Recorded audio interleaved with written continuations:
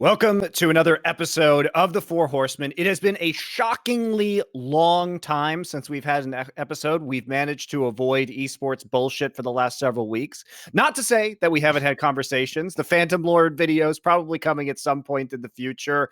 Also, Riot was up to some really hilarious shenanigans with veiled threats that read like the script to a poorly written anime, which is actually all anime. So just a regular anime, I guess. It's rare that you have that exception. So, but at the same time, it was an IP issue that was pretty cut and dried. You definitely can't use Riot's IP without permission. So it mostly would have just been dramatically reading the Discord logs and then laughing. I mean, you don't have to send Riot your source code for something that isn't built. Like, they don't own the world, Monty. They don't have jurisdiction outside the game. You've obviously never talked to Mark Merrill, mate. They definitely own the world, and is that? All right. Well, we can still do that one too. Anyway, the point is maybe. that recently there have been quite a few shenanigans this week, but we did get a lot of requests to talk about the Esports Certification Institute. And Sebastian Park, who is part of the creation of this project, has agreed to be on this show. Because here's the thing about the Four Horsemen, guy. We're here to actually present you with real long-form, in-depth information. Now, we could, and probably have, already, 360 windmill dunked on this on Twitter, which is a fine medium for that. But I said nothing. I waited for the show. I wanted on the record. I waited until today. A lot of people did. And obviously, the other part of this is that there are a lot of very well-respected industry people who are on the advisory board for this project. And I do think maybe say a few names just to give people some idea. Carlos from G2. Ocelot, Ocelot. Sebastian and I talked about me doing this. I hadn't had a chance to review the materials by the time that it launched, but I was dodged a bullet. I was, in theory, interested in Bryce this. Blum. He has his finger in every motherfucking pie on this planet. So there we go. He'll do that. Who are some of your other notable? The joke is he just wanted to know who was certified so he could get involved with their businesses too. Love you, Bryce. It's going to be like a show like that. Don't worry. No, it's going to be a fun one, guys. Oh God! Someone get him a sugar free monster. You have like 40 people though, Sebastian. It's quite. Jens Hilgers is on there, who is one of the best. Famous investor. Sebastian currently works. So for you, those of you who don't know Sebastian currently works for Bitcraft, which is an investment firm for esports and gaming projects. And he formerly ran the Houston Rockets Clutch Gaming, which had a League of Legends franchise spot. So he has been in esports for a number of years now. And became Dignitas now, in case people don't know. Yeah, so we they're Dignitas League of Legends. Before that, I worked like as a team manager at Team Archon, ran sponsorships at Namecheap when they were sponsoring Team Liquid back in 2014. Sort of like been around esports a little bit. I have a quick question for you. It says on your LinkedIn that you went to Yale and have a BA, but what is the subject that it's in? Because you didn't list the subject. What is your degree in? Cognitive science, decision making, computer science, stuff like that. Kind of ironic with the decision you made with this enterprise, but we won't get into that. So that's a good point, man. Like, decision making is hard because you have imperfect information and you take probabilistic bets and you hope for the best. No, that's good, man. Listen, I'm the mild roaster of the two. That's all. Obviously, cheap jokes. Obviously, we'll set up the context of all the story and the information people haven't been up to date. But one thing I actually want to ask you is this. I actually don't even understand the premise of why the certification is now cancelled, mate. Because here's the thing. When I went and looked on your Twitter, you haven't yet on Twitter addressed it, right? You were on podcasts. You were even saying on the first day, like, we've heard your feedback. So, for example, people complain that it costs money. We're going to give scholarships. Like, dude, if you believe in all the project itself, like, why would you then take it back? That's the part I don't get. I would get the part if you were coming on to defend it now and some of us are going to be critical. But the idea that you yourself were like, after one day of tweets, shut the whole thing down, mate. Like, that I would say it justifies the very premise of the thing, right? If you can shut it down after one day. I mean, like, I think that's fair, but like, we're going back to refactoring, man. The feedback was clear. Like, certifications aren't it for esports. Look, my bias here, and I think we all have bias in different ways, but my bias was that for me, like, I grew up in LA. My parents were immigrants to this country, in America, that is. And so the way you got out of LA and the way you got to go, try to get a real job was you like had to like work with people. You had to get lucky to be, good at taking a test here and there. And then if you did, you would meet some really awesome people who would like help you get to the next level, right? And so that was sort of the bias in terms of putting together. And so right after we sold Clutch to Dignitas, right? And I was like, okay, like there are a bunch of people who, frankly, right, like you can't afford unpaid internships. I couldn't afford that shit. I can't afford $400. I couldn't afford $400 10 years ago. And so the idea was, hey, like let's put together something. Let's get it out there. Let's see what people think. Let's see if this is something that's workable and we can find other people to create another path into the space. And if so, awesome. And if not, no way, right? But when you see feedback, it takes a special kind of stupidity to see the amount of feedback you get. And I don't even mean the people on Twitter, like memers, whatever, but like there was some really good feedback, like from people I respect, from people in the industry who are like, hey, what we saw out there, this isn't it, man. Sebastian, I know you care about this thing, but this isn't it. This is not accomplishing your goal. If your goal is to actually help people get into this space, this isn't the way to do it. And I heard them loud and clear. Look, we didn't raise money for this thing. This is all my personal money, right? But it's like, screw it. Let's just refund everyone. Let's go back to scratch, because we were starting to distract from the message, right? The message being, it's really shitty to try to get a job in esports right now. It's really crappy to try to break into the space when you have all these people claiming that they've been in the industry for 30 years. I'm like, there's no way you've been in the industry for 30 years. And they're getting these jobs at these brands, and they're getting these jobs at these like companies trying to break in. They're getting jobs at banks in New York, banks in LA. And I remember it's like really similar to sort of myself, like growing up in LA, where you see all these people being like, yeah, man, like I got all these resources. I'm going to space camp. Like I couldn't afford space camp, but I'm going to space camp. I'm going to become an astronaut. Like these are all the colleges we're going to go to. And I'm like, well, that can't be correct. You can't have 5 years experience, this kind of thing. And so the entire goal of ECI was like, hey, let's just figure out a way to put someone another path to it. And so when the feedback came back from real smart people and people I respect their opinions a ton of, and much power to them to reach out both via Twitter or otherwise, I was like, yeah, you're right. I'm wrong.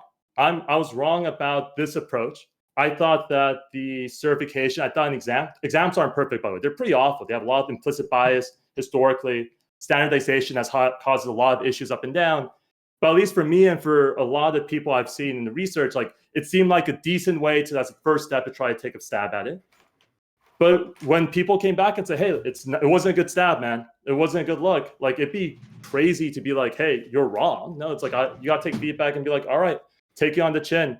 Call it a day. Let's try to figure out another way to like make this better. Because frankly, man, like I think everyone agrees that esports has some fundamental problems when it comes to hiring. Yeah. And if this wasn't the solution, then it shouldn't be live. It should be taken down and worked on and maybe even completely trashed for some other solution. Yeah, and let's talk about what the issues are, because so that people understand what you're trying to address. And I think this is going to be a broader conversation. Shouldn't we set up an actual case? Like, let's imagine someone didn't ever see any of the information, right? So can maybe Richard, do you have the basic facts of it? Like, explain like when it initially appears, what is the concept? Like, what was the thing that you saw? Then maybe if we miss any details, he can fill it in. What? So to explain the certification? Yeah, what is the premise of this thing? So if someone's tuning in, like, what even did they talk about? So my understanding is, and like I got sent the press release from another journalistic colleague, and like it was embargoed. I could have leaked it, but because I didn't agree to the embargo, but obviously I'm not a cunt, so I wasn't going to do that. And I saw it immediately, and I just said to them, like, these guys are going to get crucified. I hope someone's prepared them, because they are going to need a fucking hemorrhoid cushion by the time the internet's got finished with them. And anyway, I looked at it, and basically what it was suggesting was that because as we've just talked about there, the esports hiring process is plagued with, you've got grifters on the one hand, nepotists on the other. It's the Wild West, isn't it? Charlatans on both sides. Yeah. What they wanted to do was create an online exam that people could sit, where basically at the end of the exam, you would have something that shows that, you understand the industry, you're competent to work in, whatever the particular role is within the esports space. You're obviously someone that isn't going to be harmful or dangerous to an esports business or to an investment project. And it just so happened that exam to sit that would cost you $400. And in the original press release, it obviously listed, because the thing they always do with these startups is if they have people on an advisory board, what that's essentially you trade on their credibility, right? So, sure. Obviously, Very tenured names, yeah. Yeah, obviously. Listen, I know Seb because I'm an industry head anyway, and being part of Houston Rockets, and obviously Dignitas and everything. But then you start getting into Bitcraft, you start getting into. I will say he was part of the esports division of the Houston Rockets. Like the Houston Rockets is a fantastic basketball club. I don't even fucking know what they do in esports. Probably some garbage like NBA 2K. So just gonna put that out there. Wait, we didn't do any 2K. Just to be very clear, like we did specifically League of Legends. We did specifically. Was there some collegiate something or something? No, we had an LCS. Oh, right, it team. was the investment into the team, right? I see. No, we wholly owned that thing. Like it wasn't an investment. That we built that thing from scratch. Not that this is the topic, but we built Clutch. Yeah, Clutch was wholly owned by the Rockets. They made it to Worlds. We made it to Worlds, and then we sold it to Dignitas. Yeah, keep going. So the basically they had Bitcraft was on there, ESG Law was on there, Cloud9, Gen G, I think Carlos, as we said, because obviously Carlos is very close to Jens Hilgers. He considers Jens Hilgers a mentor. Even the people that I love dearly aren't perfect, are they? And and basically when the main purpose was they were essentially creating a kind of codified certificates where people could say, I am essentially fit to work in esports. That was the entire premise behind it as it was explained in the original press release. Yeah, I think one just quick detail there was, and I think this was explained in the press release, but certainly lost in the diatribe of Twitter, was it was specifically for entry-level business roles. It wasn't to prove you're like a top person. No, it's for like people who are like entry-level sales people who are grabbing the coffee. Right, the roles are getting like 1,600 applications for like one job. It wasn't for, and it explicitly said not for talent, not for writers, not for creators, not for producers. Not if you're a coach, you should go watching some more CS:GO or most League of Legends. You shouldn't be taking a stupid test like this for that. Oh, absolutely. By the way, I agree with you that like that part was completely misunderstood. Like some of the people who were against it essentially didn't read it, and they were just like, "What, you're going to do my job because you got that?" It's like, listen, that was never even the thing in the press release. Like again, you can get mad at stuff, but maybe read it and get mad at the right things. It's also like people got mad because they didn't realized that there were going to be, they were going to waive the test fees for certain people, right? That there was going to be. I think that was in response though to people getting mad initially, Monty. That wasn't no. launch, was it? No, it was part. So this is where I have to take full responsibility for. Okay. Our thought was that it wouldn't get that much press that first day, right? Legit, I thought we launched this for day one. Day two, we announced, hey, by the way, here are some of the partnerships with like universities and programs who are creating fee waivers. Okay. Here's how we're going to prove because I'm a huge believer in like need-based financial aid or financial grants. So it's like, hey, it's not like how successful you've been or your background. There's a lot of bias in there. It's like, hey, please figure out a way to demonstrate to us that like you need the money, and then we'll give you the money so they can take it. And so the hope was like, hey, we that's why we launched with the pay what you can afford study guide bit, where I was like, hey, like pay what you can afford. We're gonna take all of that money and then we're going to like give it to people to take the test, right? And so that was a huge mess up on my part, by the way. I should have definitely known better. And I take full responsibility for that because we needed to launch that at the beginning because like part of the reason why the test was priced where it was is because there's the pricing around digital proctoring, the pricing around administering an exam in the post-COVID world has gone sky high. And so there's like a bunch of like minimum guarantees we got to do. And we hired like a educational consultancy that like read the questions and said, hey, these math questions need to be this or that.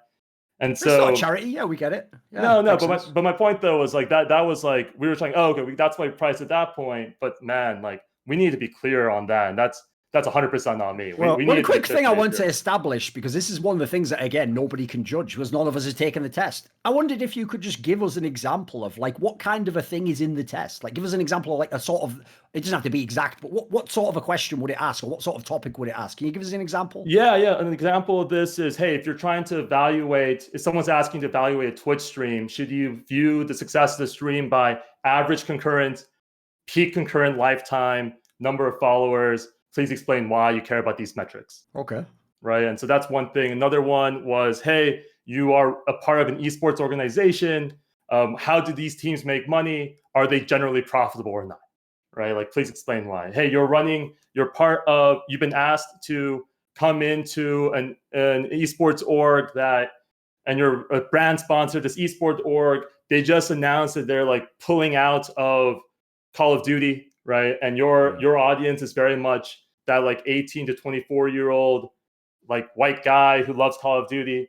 Like, what are the best steps for you to do and go from there? And so those are some of the questions that we have put together. And we had to actually spend a lot of time like crowdsourcing questions. So we were reaching out to people in the industry being like, yo, when you hire for people in the space and you're trying to interview for that team manager, for that like junior social media manager, for that salesperson, what kind of questions are you asking them? And so we spent basically all of 2020 when everyone's just stuck in quarantine, just being like, hey, what are some questions you got? Okay. And we took those questions and then we like sent them off to the educational bias removing consulting people. And then those are the types of questions in the exam. We also had a bunch of math questions in there. That was a mistake, just as an aside, right? I just want to be clear about that too.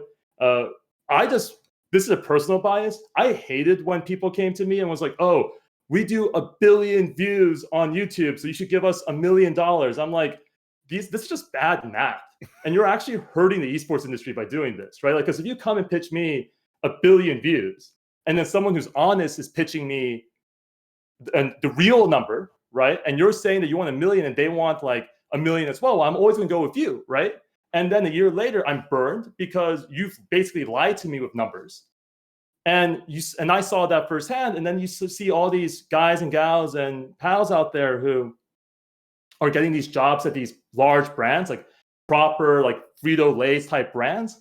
And they're like 24, 25. They don't know anything about these maps. They just see the fancy deck from insert top 3 team.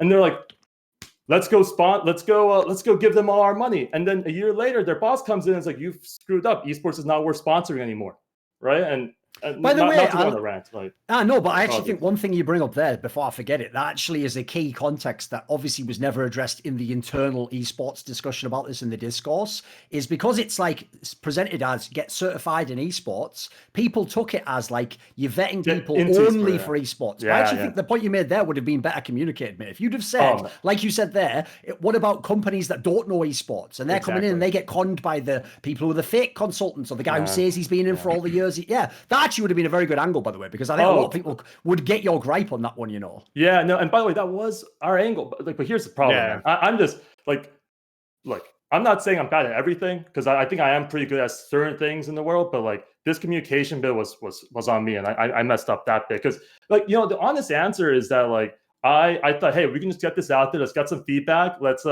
spend a week like figuring out the feedback. Let's make some updates and let's go from there. And we didn't think we'd be like the 14th most talked about thing on Twitter in the world or whatever we ended up being for the first couple of days. See, the thing about it is that the announcement, it's easy because when you are with all these people, all these advisors and everybody who knows the esports industry very well, they all implicitly understand the problem that you're trying to solve that Thorin just touched on, which is that one of the core problems with the industry right now is that it's very easy to be a charlatan, especially because there are a bunch of esports is the hotness, right? So to explain what goes on kind of in the business world behind the scenes to people, esports is the hotness. It's a buzzword that a bunch of boomers at these companies use that they don't know what it means. In fact, frequently it's all conflated, competitive gaming. So like, for example, Shroud streaming is in boomer mind an esport, even though he's not actually competing in anything substantive. And esports specifically refers to the professional level of video games, right? And it bothers me that this gets conflated all the time. People say that, in esports, there are these issues with like people getting treated badly and bigotry in voice chat, which is like what happens in a pickup game, like a ladder game, right? But it has nothing to do with the actual esports industry. It's the equivalent of like saying that the NBA has that problem when it's some people down at the court down the street and has nothing to do with the professional level of the game. So there's all this language that people don't understand what it means. And so there are a lot of charlatans out there who are trying to insert themselves into these companies. And the problem is that it ends up doing enormous damage to the esports space because, as Sebastian was referencing here, they'll say, oh, we have 1 billion views or whatever, but it's not a real number. And unless you can call them people on their bullshit, they will sell bullshit to other people. And it burns sponsors, which is very damaging because then they say, well, we didn't get any value. We're not going to explore this space anymore. it creates very dangerous competition between various companies because they're all under pressure to inflate certain numbers that don't actually matter, when what we should be focusing on, in my opinion, is mostly, again, another conversation, user basically retention, number of and people who are going to buy the product, right? Like, yes, and like, the stickiness of those users. How many hours is an average user viewing? What is your retention is a huge factor in this industry. So we don't have an agreed upon set of metrics, right? Which is why the business questions in this certification are real. And the thing is, I think the purpose of this is more a B2B, business to business exercise of saying, here are 50 people within the esports industry who can say that this person with a certificate is probably not full of shit, so that X company or agency can hire them in order to have at least a legitimate functional knowledge of the space, because those positions are sometimes now filled with complete morons who have lied their way into these positions.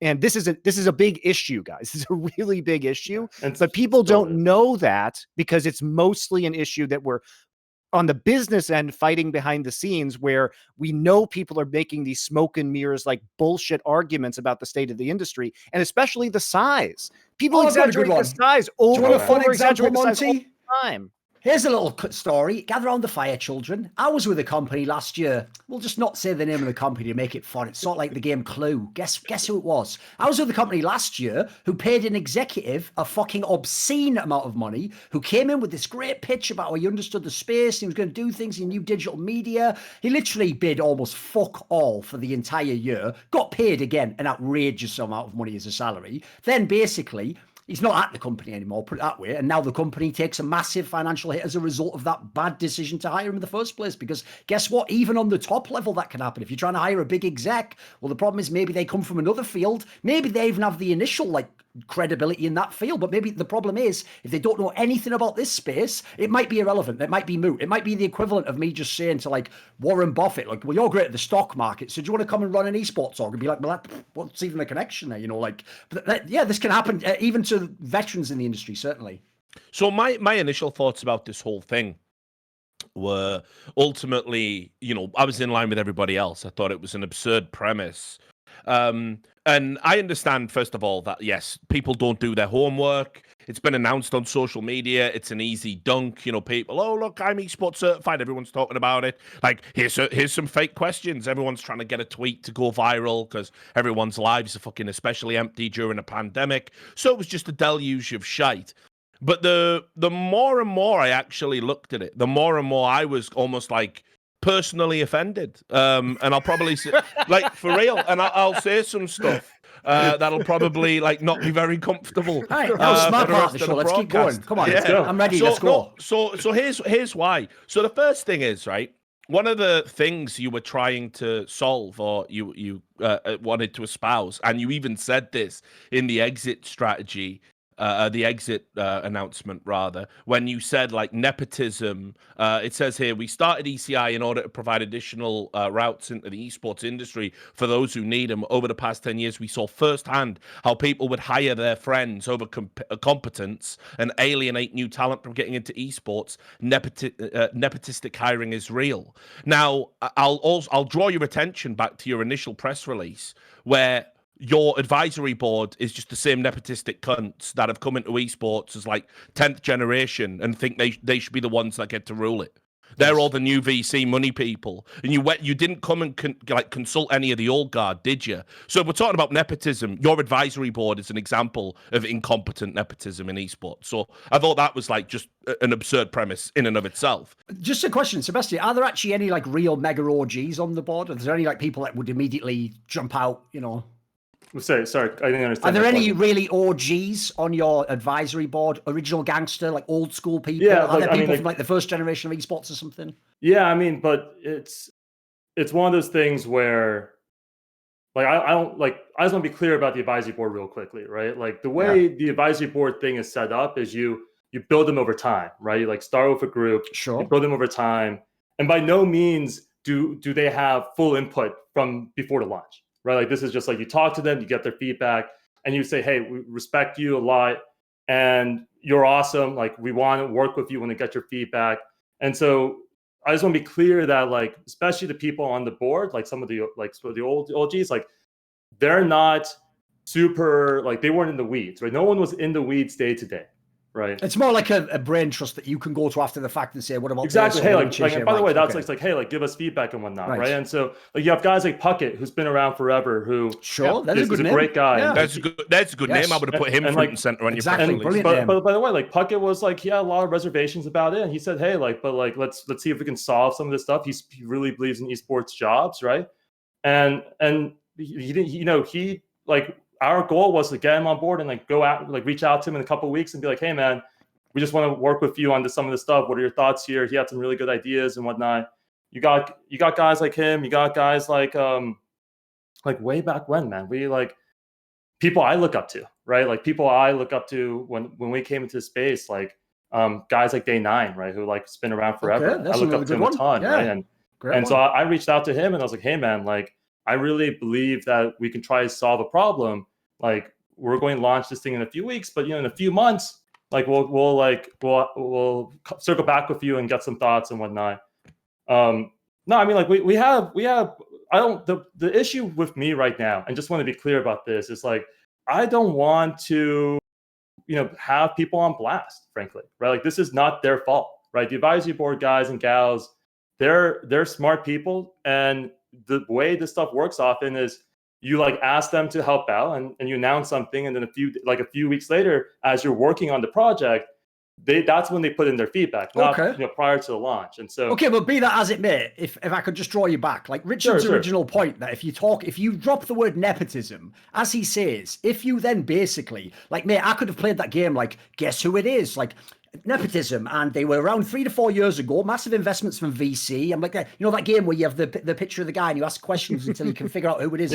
Board, right? As Richard's saying, mate, you have like the short list of all the people that people who've been in the industry a long time are like, so they're up to their tricks again. So whether they were or not, by the way, that's irrelevant. You can see how that would be the sense that people who are old school would get. Like, for example, one of the things that is a massive trigger if you've been around in esports a long time is not your initiative, but a lot of initiatives have been tried. Like a lot of people have tried to say, I'm going to make a federation of esports, and I'm going to be the person who I'm going to do like a board in the UK where the government can come to me for like. And these people, Seb, are always people where like I've never even heard of them. And even when I investigate, I can't even find what do they have to do with esports and where do they even connect in? And so it's very classic move, unfortunately, that people who've been in a few years are like, right, well, I've been here 2 years, so it's time for everyone to change the whole industry to fit me. And that might not be what you were doing, but you can see how that was like the initial sort of resistance was people got their backs up thinking, is that what this is again? No, I hear you loud and clear, Thorin. And then, you know, it's partly why the reach out was happening at pace, right? Like a lot, like what you'll hear is like, you know, a lot of people like, you know, looked at it and were like, hey, this seems like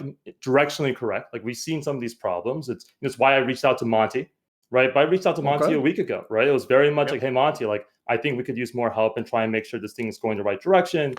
I want to add, the show would have been hilarious if Monty had said yes. I do want to just... Listen, low-key... I haven't said no yet. No, but here's the thing. Low-key, I actually do wish Monty had said yes, because I would have still roasted just the same. But the tension even more so, I think. Yeah, even more so. There'd be a bit more of a thrill behind doing it, though. You know, that's the thing. But I hear you guys loud and clear. I think the thing that I think about a lot, and I've been thinking about the last few days, but been thinking about a lot the last year or two, is just like how goddamn lucky I had to be, and I was, to get into esports, right? Like you guys have been here longer than I have, but you know, when I jumped in like 2013, 2014, the guys and gals I was meeting were awesome, right? Like they helped me out with no reason to help me out, right? Like I remember I was at BlizzCon in 2013, ran into Victor from Liquid, right? And I was like, hey man, like I really want to make a difference. I want to try work in this space. Like, do you have any recommendations, right? He was super willing to help. Like Steve from Liquid was super willing to help, right? Even people who were like goddamn assholes to me. Like I remember the first time I met Richard Garfield way back Alex in the Garfield, day. maybe? Oh, sorry, Alex Garfield, yes, way back in the day. He glad that wasn't me. That was when he said. I remember when I first met Richard Lewis. I was like, no, but like, you had me blocked before the end of the conversation. Yeah, here's the thing, right? Like, and I'm going to be honest here. Like, we got there. I met these titans of the space who have been around for a long time. I speak Korean, so I was able to go to Korea, right, and like talk to some of the people out there. Like that required a lot of luck, right? And I think the thing I gotta say about, and to address your point in particular, right? That is a form of nepotism. The way I made it into the space, the way that anyone is making the space, like you can say you worked hard and you pulled yourself up by your bootstrap, but nepotism goes more than one way, right? It's also that, hey, like you met someone, they like the cut of your jib. They're like, they like how you work. That's not nepotism, mate. No, I'm gonna shoot you down there, here? Seb. That's networking, bro. That ain't nepotism at all. Here's the thing I don't get, dude, is what you're saying now. You didn't have luck. You made your own luck. Exactly. You went to BlizzCon. You tracked down fucking Victor from it. You said, hey, I'm not a nutter. I just want to get in the industry. Then you thought, wait a minute, I know Korean. Why don't I go to Korea and talk? Like, mate, you're doing exactly what, by the way, the people who want to get in esports, I'd suggest listen to this part. This is better so far than the fucking test. Just listen to this last 5 minutes. I just want to be clear, man. Like the thing is, like those things, right? Like being like, if you have to know someone to crash on someone's couch at BlizzCon, right? You know what I'm saying? Like that's an expensive place to get to. Like I lived in LA and it was expensive to get out there, right? Like you have to the gas to get to Anaheim is a lot of money, and it's not money everyone has, right? And so I guess my point was, hey, I know you guys aren't huge fans of these guys, but I'm a huge fan, and I'll stand by that. I think they're actively thinking deeply about like try and move the space forward. Now, I get that they're not all the OGs that you guys are used to. I also get that everyone's a flawed human being. I'm a flawed human for sure. I'm pretty sick myself, but speak for yourself. No, not all of us can be you, my guy. Not all of us can be you. But I certainly hence why you need a certificate. Yeah, I mean, I think that I didn't need one. Rolled out the womb ready for this motherfucker. Keep going. I don't even know what those words mean, by the way. Just as an aside, like I don't even get that reference. $1,000. I'll put you on the advanced course. Hey, man, just send me a Venmo request. Yeah, no, I mean, I stand by those guys and gals for sure. I understand that if I could redo it, Richard, just to address your specific point, I need to do a lot more work and a lot more groundwork to like reach out to the right people and to get more into. No. Because listen, right? I'm gonna like just insert myself here and occupy this, right? Because we're going all around the fucking houses. It's not about you need to like go out and kiss the ring. And find the right people and involve all the old school people. Yes. I know there'll be a lot of people out there that are conflating, like, oh, it's Thorin, it's Richard, it's Monty, bunch of boomers who think they run this shit. And we're the gatekeepers, right? Yeah, yes. like no. So I'll just address what you said about how hard it is to break into esports. Frankly, that's the biggest load of shit I've heard in a long time. As an industry, it is incredibly welcoming, and I know this firsthand. 17 years working in it. I'm not talking about the good old days of when anyone could wander in. Guess what? Anyone can still wander in. We have a deficit of enthusiastic volunteer workers, which, by the way, all these fucking companies still exploit while creaming money out of this thing, right? There's a ton of that going on. You can go to any event anywhere in the world and you can be talking to a star player or a star member of broadcast talent or a tournament organizer or an admin. Everyone makes time for you. Everyone is accessible at all levels. The idea that this is some sort of opaque nightmare to break into doesn't ring true, and by your own experience doesn't ring true. Our biggest problem in esports is actually that we don't gatekeep enough. That is the problem. And that's why we're in the fucking mess this industry's in now, where it is a bunch of greedy American VC profiteers have hijacked something that was not built by them, and they're now thinking of all the wonderful ways they can monetize it, get a return, cash out, and the fucking consequences of that be damned. That's the real truth. And anyone who says different isn't on the same planet as me. Hey, man, I might be on a different planet than you then, just slightly. Because I'm going to be real with you, man. I don't think that that's doable for some types of people, right? Like, and I think those types of people have spaces in esports, right? Like, not everyone is like, Richard, you talk to people. You're good at talking to people. You can go to events and talk to people. But it's, there's a bunch of blokes out there who are so great specifically at sitting down and modeling, right? Like doing the math behind, trying to make sure that you have get those numbers back, right? And who's gonna turn down great work in an industry screaming out for talented people while it's on the growth? These guys, right? These guys. Of course you can. You don't have to go to an after party and fucking be suave Hugh Hefner walking around in a fucking dressing gown. No, I mean you've got email now. Everyone leaves their fucking DMs open, dude. You know firsthand this, right? You see how many messages you're getting through. If you're getting 1,500 messages for one role, how are you supposed to identify? Well, that's the law of averages. You can't solve that problem. If a role is highly desirable and 1,500 people want to apply for it, creating a certificate doesn't alter that. Like, I mean, it might act as one layer of filtering. Get the certificate. Yeah. No, I mean, that's a good question, right? And we just moved the thing one step forwards, except you've got $400. Yeah. No, right, you got. We can talk a little bit more about that in a bit, but like, I just want to like make it very clear here because I think this is an incredibly important point. I agree. There are a bunch of charlatans in this space. They're like running around yelling at people, and they're very charismatic usually. They can sell you a shirt. That's for sure. Because by the way, some of them are on your advisory board. By the way, hey, I'm not. I don't think so personally, but I'm willing to disagree and fight for the guys and gals who trusted in me. Right. That's absolutely fine. You absolutely can. Right. But it doesn't alter the facts. I'm just saying I respectfully disagree with that. But here's my point, which is, right now in the space, there are two problems I think that we're somewhat conflating, right? One problem is I think we all agree with, which is we got a lot of people who don't know what they're talking about esports. They don't know about digital entertainment. They don't know about sponsorship. They don't know about any of this stuff, and they're trying to get jobs out of the space, right? And that sucks. We got to figure out that problem. I think one of the biggest issues with ECI is that it conflated this other problem that I think is also a big problem, which is there are people who don't like talking to people, who can't afford going to events, who like are really good at like statistical modeling, for example, who I think we need in this space. And we're not finding a good path for them because we keep telling them the same advice of like create content or like go to the events and like strike up a conversation with Richard or Monty, et cetera, right? I think we need to solve for that. Now, I'm not saying that this was the solution for it. It clearly wasn't, right? Like I don't want to say this like 100 times today, but like this was not it. This was not it. That's on me. I just thought it could be a solution. It clearly wasn't.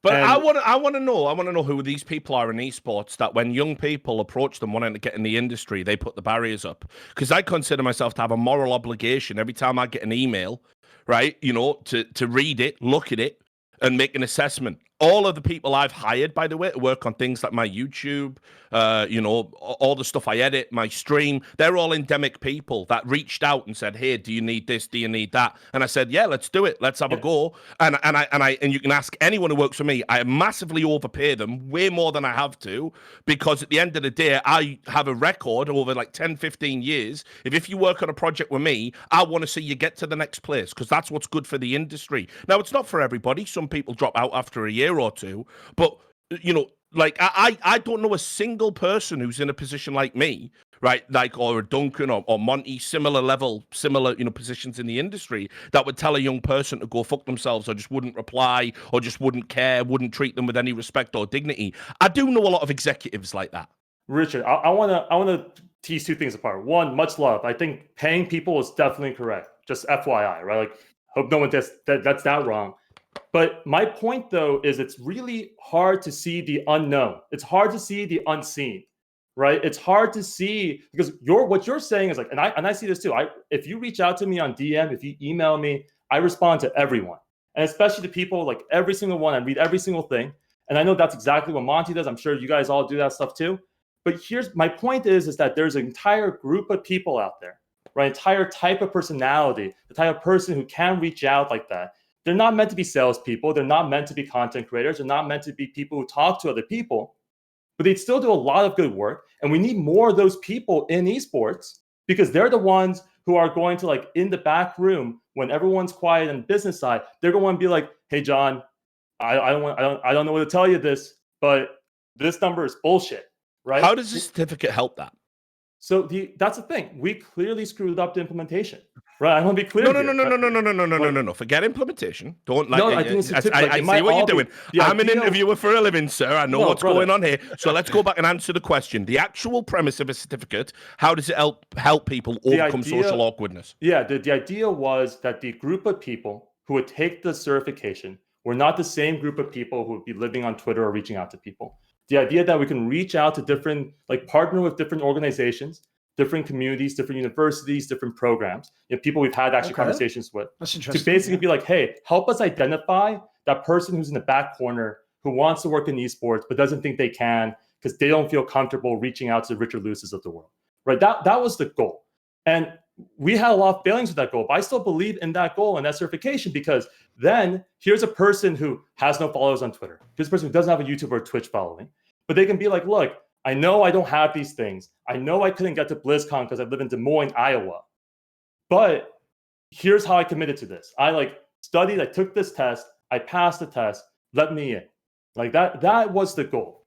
Again, I know I sound like a broken record, but I hope let me know if I'm not addressing your question, by the way. No, I think it does have value, and especially in like data analysis fields and everything like that. I get it. And also I think that there's another issue here too, which I think is good about your program, which is that if you are the bridge between university programs, and I have been an enormous advocate, like I don't talk about this a lot, but I have actually spent a non-trivial amount of time basically speaking to universities. And what I push towards the universities is because what they think they need to do is have an esports program where they train the next generation of athletes like you would with the NCAA, like basketball or football players, right? Sure. But the real goal is you take the retired players and you send them, you educate them to put them back into the industry as, with business degrees or accounting degrees or production expertise.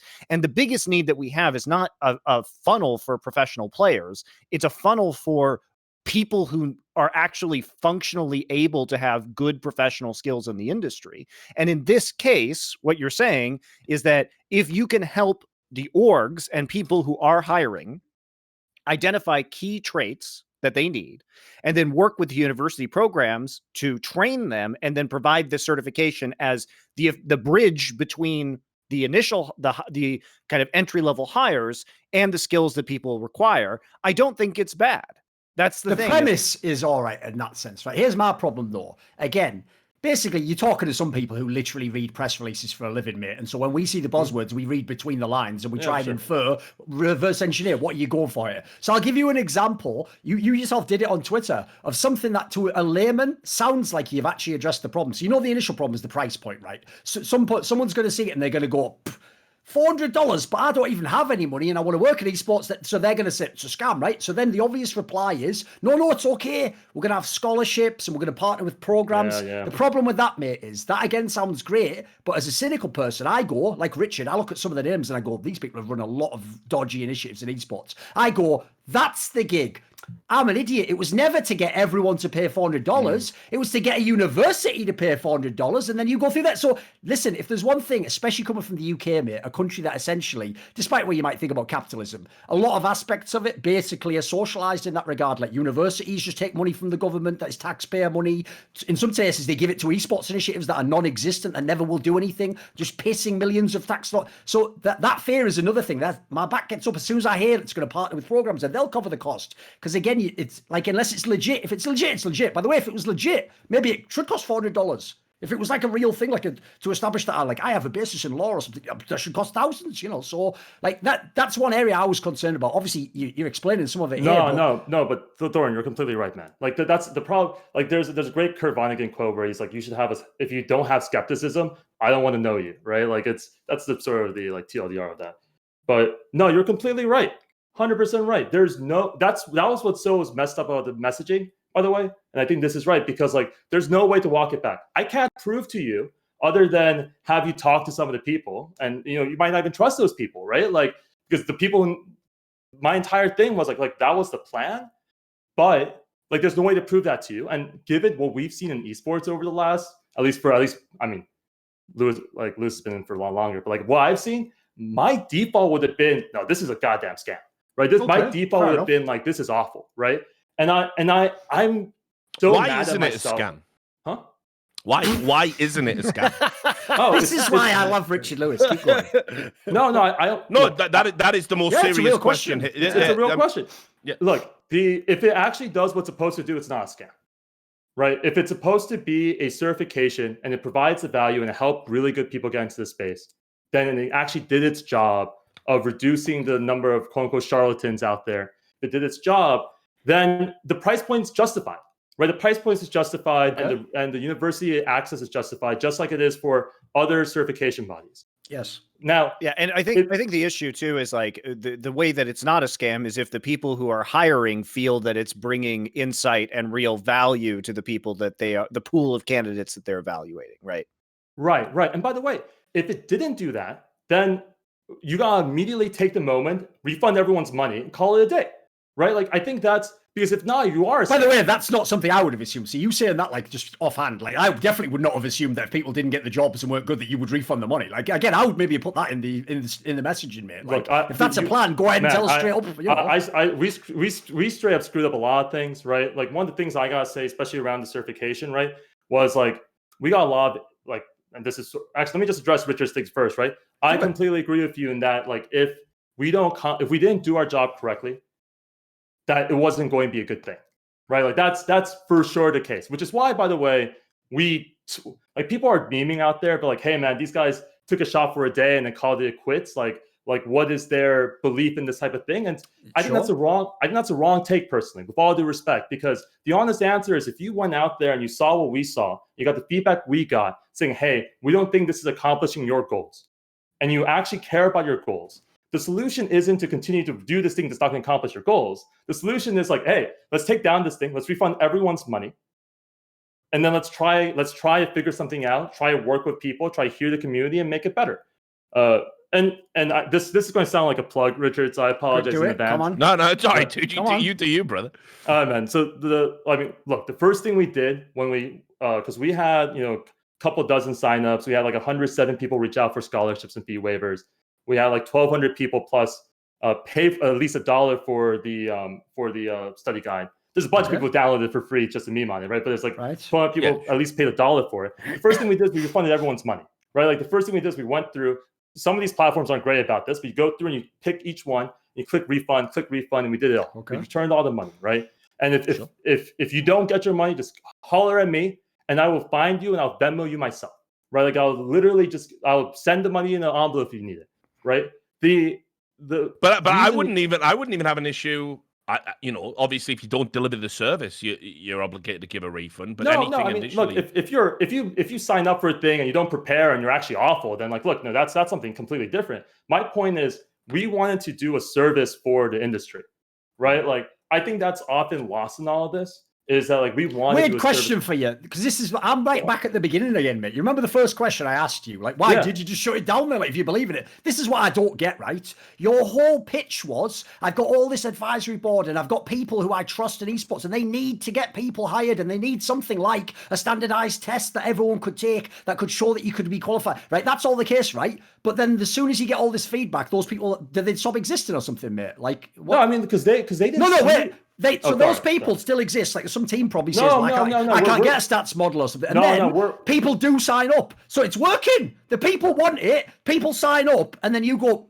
I'm fucking bad feedback, so close it down. That's what I don't get. It's like you're trying to have your cake and eat it, mate. Which is it? No, I'm sorry. I see where you can come from, man. I really do. I think there are a couple of things here that are worth mentioning, right? Okay. One is that our goal is to like push forward this conversation and like have this actually work out. When the industry rejects it, we're no longer helpful for these kids and these people trying to come in. If the entire time, if you want to get a job in these roles and they looked you up and they saw that the people they respect, the people they watch VODs of, no longer think this is a legitimate thing, there's nothing you can do about that, right? Okay. And by the way the advisory board was set up is we put it together and then we're going to have them iterate on it. Well, you got to refactor that from the start. You can't have. You got to go back to zero. You got to take everything down. You got to reevaluate who's an advisor or not and be like, hey, clearly, let's be real with you. How much time do you have? How much resources do you have? What do you want to think about it? Is this something that you actually want to double down on? If so, let's come work with me and we'll like, instead of just being like advisory in that way, let's actually be like deeper in the weeds of this thing and try and make this right. Or you say, hey, we spent 6 months to a year in 2021 working on this. We try to figure out how to make this thing work. We're not smart enough to figure this out. We're going to hope and help try to get the next generation of kids, the Zoomers out there. We're going to empower those kids to figure this out because we couldn't figure it out. Because I think something that like really plagued me was and Monty, I think we've talked about this before, I've known about this problem about people selling stupid statistics because my background's in stats, right? Like my background's in computer science and cognitive science and all that jazz. And I've known this issue since 2014, since the days I was sponsoring teams at Namecheap. Yeah. And I couldn't do a damn thing about it for 8 years. It's very frustrating because what happens, so just to explain the issue, is what happens when you walk into a room when you're selling something like this with real numbers is then the sponsor or the agent, usually it's an agency that is representing the sponsor, says, oh, well, these people told us X, Y, and Z instead, like some other team or some other tournament organizer. And you're just sitting there being like, I know that's bullshit. And like, I can explain it to you, but I don't know whether you're going to believe it or not.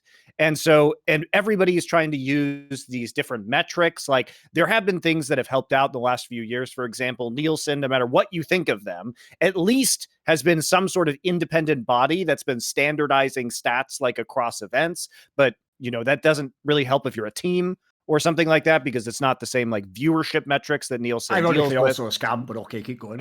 Sure. In fact, actually the kind of scam exactly like this, I didn't want it to be established. Funny you mentioned that example. Monty. Sure. But, it's at least there's some level of kind of, I'm not advocating for this as a long-term solution, but what I am saying is that at least there is some other body that is providing some level of standardized information. Right. Let me give you a fun example, right? How about this, Seb? I'll give you a thought experiment, right? So apparently, because here's the problem, you've been very vague with who it is that needs this service, because now you're telling me the whole fucking industry doesn't want it. And by the way, I'm even worried that if this was a legit project, now they just don't want it because of optics, which is probably the biggest cancer in fucking society today. The idea that if something doesn't appear how it should be, then just shut it down whether it's good or not. So here's my problem, right? If there indeed were not all these, I mean, they're not like fucking wealthy industrialists with cigars. Let's get the certificate going. I'm assuming you're meaning, like, people like you, if you'd have worked at Clutch, you might have wanted something like this, right? How about your friend who now works, who used to work under you at Clutch, at Dignitas? He's working there, right? Maybe he needs to hire people, right? To me, it's obvious. If the premise is, look, it was just a few of us, it was an initiative and we were going to build it out, why not start small? Like, here's an idea, mate. Make a test that would help you hire someone to Clutch Gaming, Dignitas. Then get another friend in. Maybe you're friends with Victor from Team Liquid. You say to him, well, I've had a lot of success hiring my stats modeling guys using this system that I've put in place where it's got either they can pay to do the certification or they can even get it through a college. Then he goes, I'll give it a go. Oh, I found some brilliant people. You know what? In a year or two, maybe you have 50.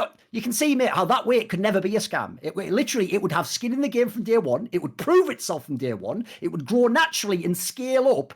Whereas, as I say, the way you announced it was like it was just, here's the solution to the world, and then it's like, and then you've just shut it down again. So to me, that's what's confusing to me. Like, surely in that case, like, why not start small, basically? Yeah, let's look. I know I sound like a broken record.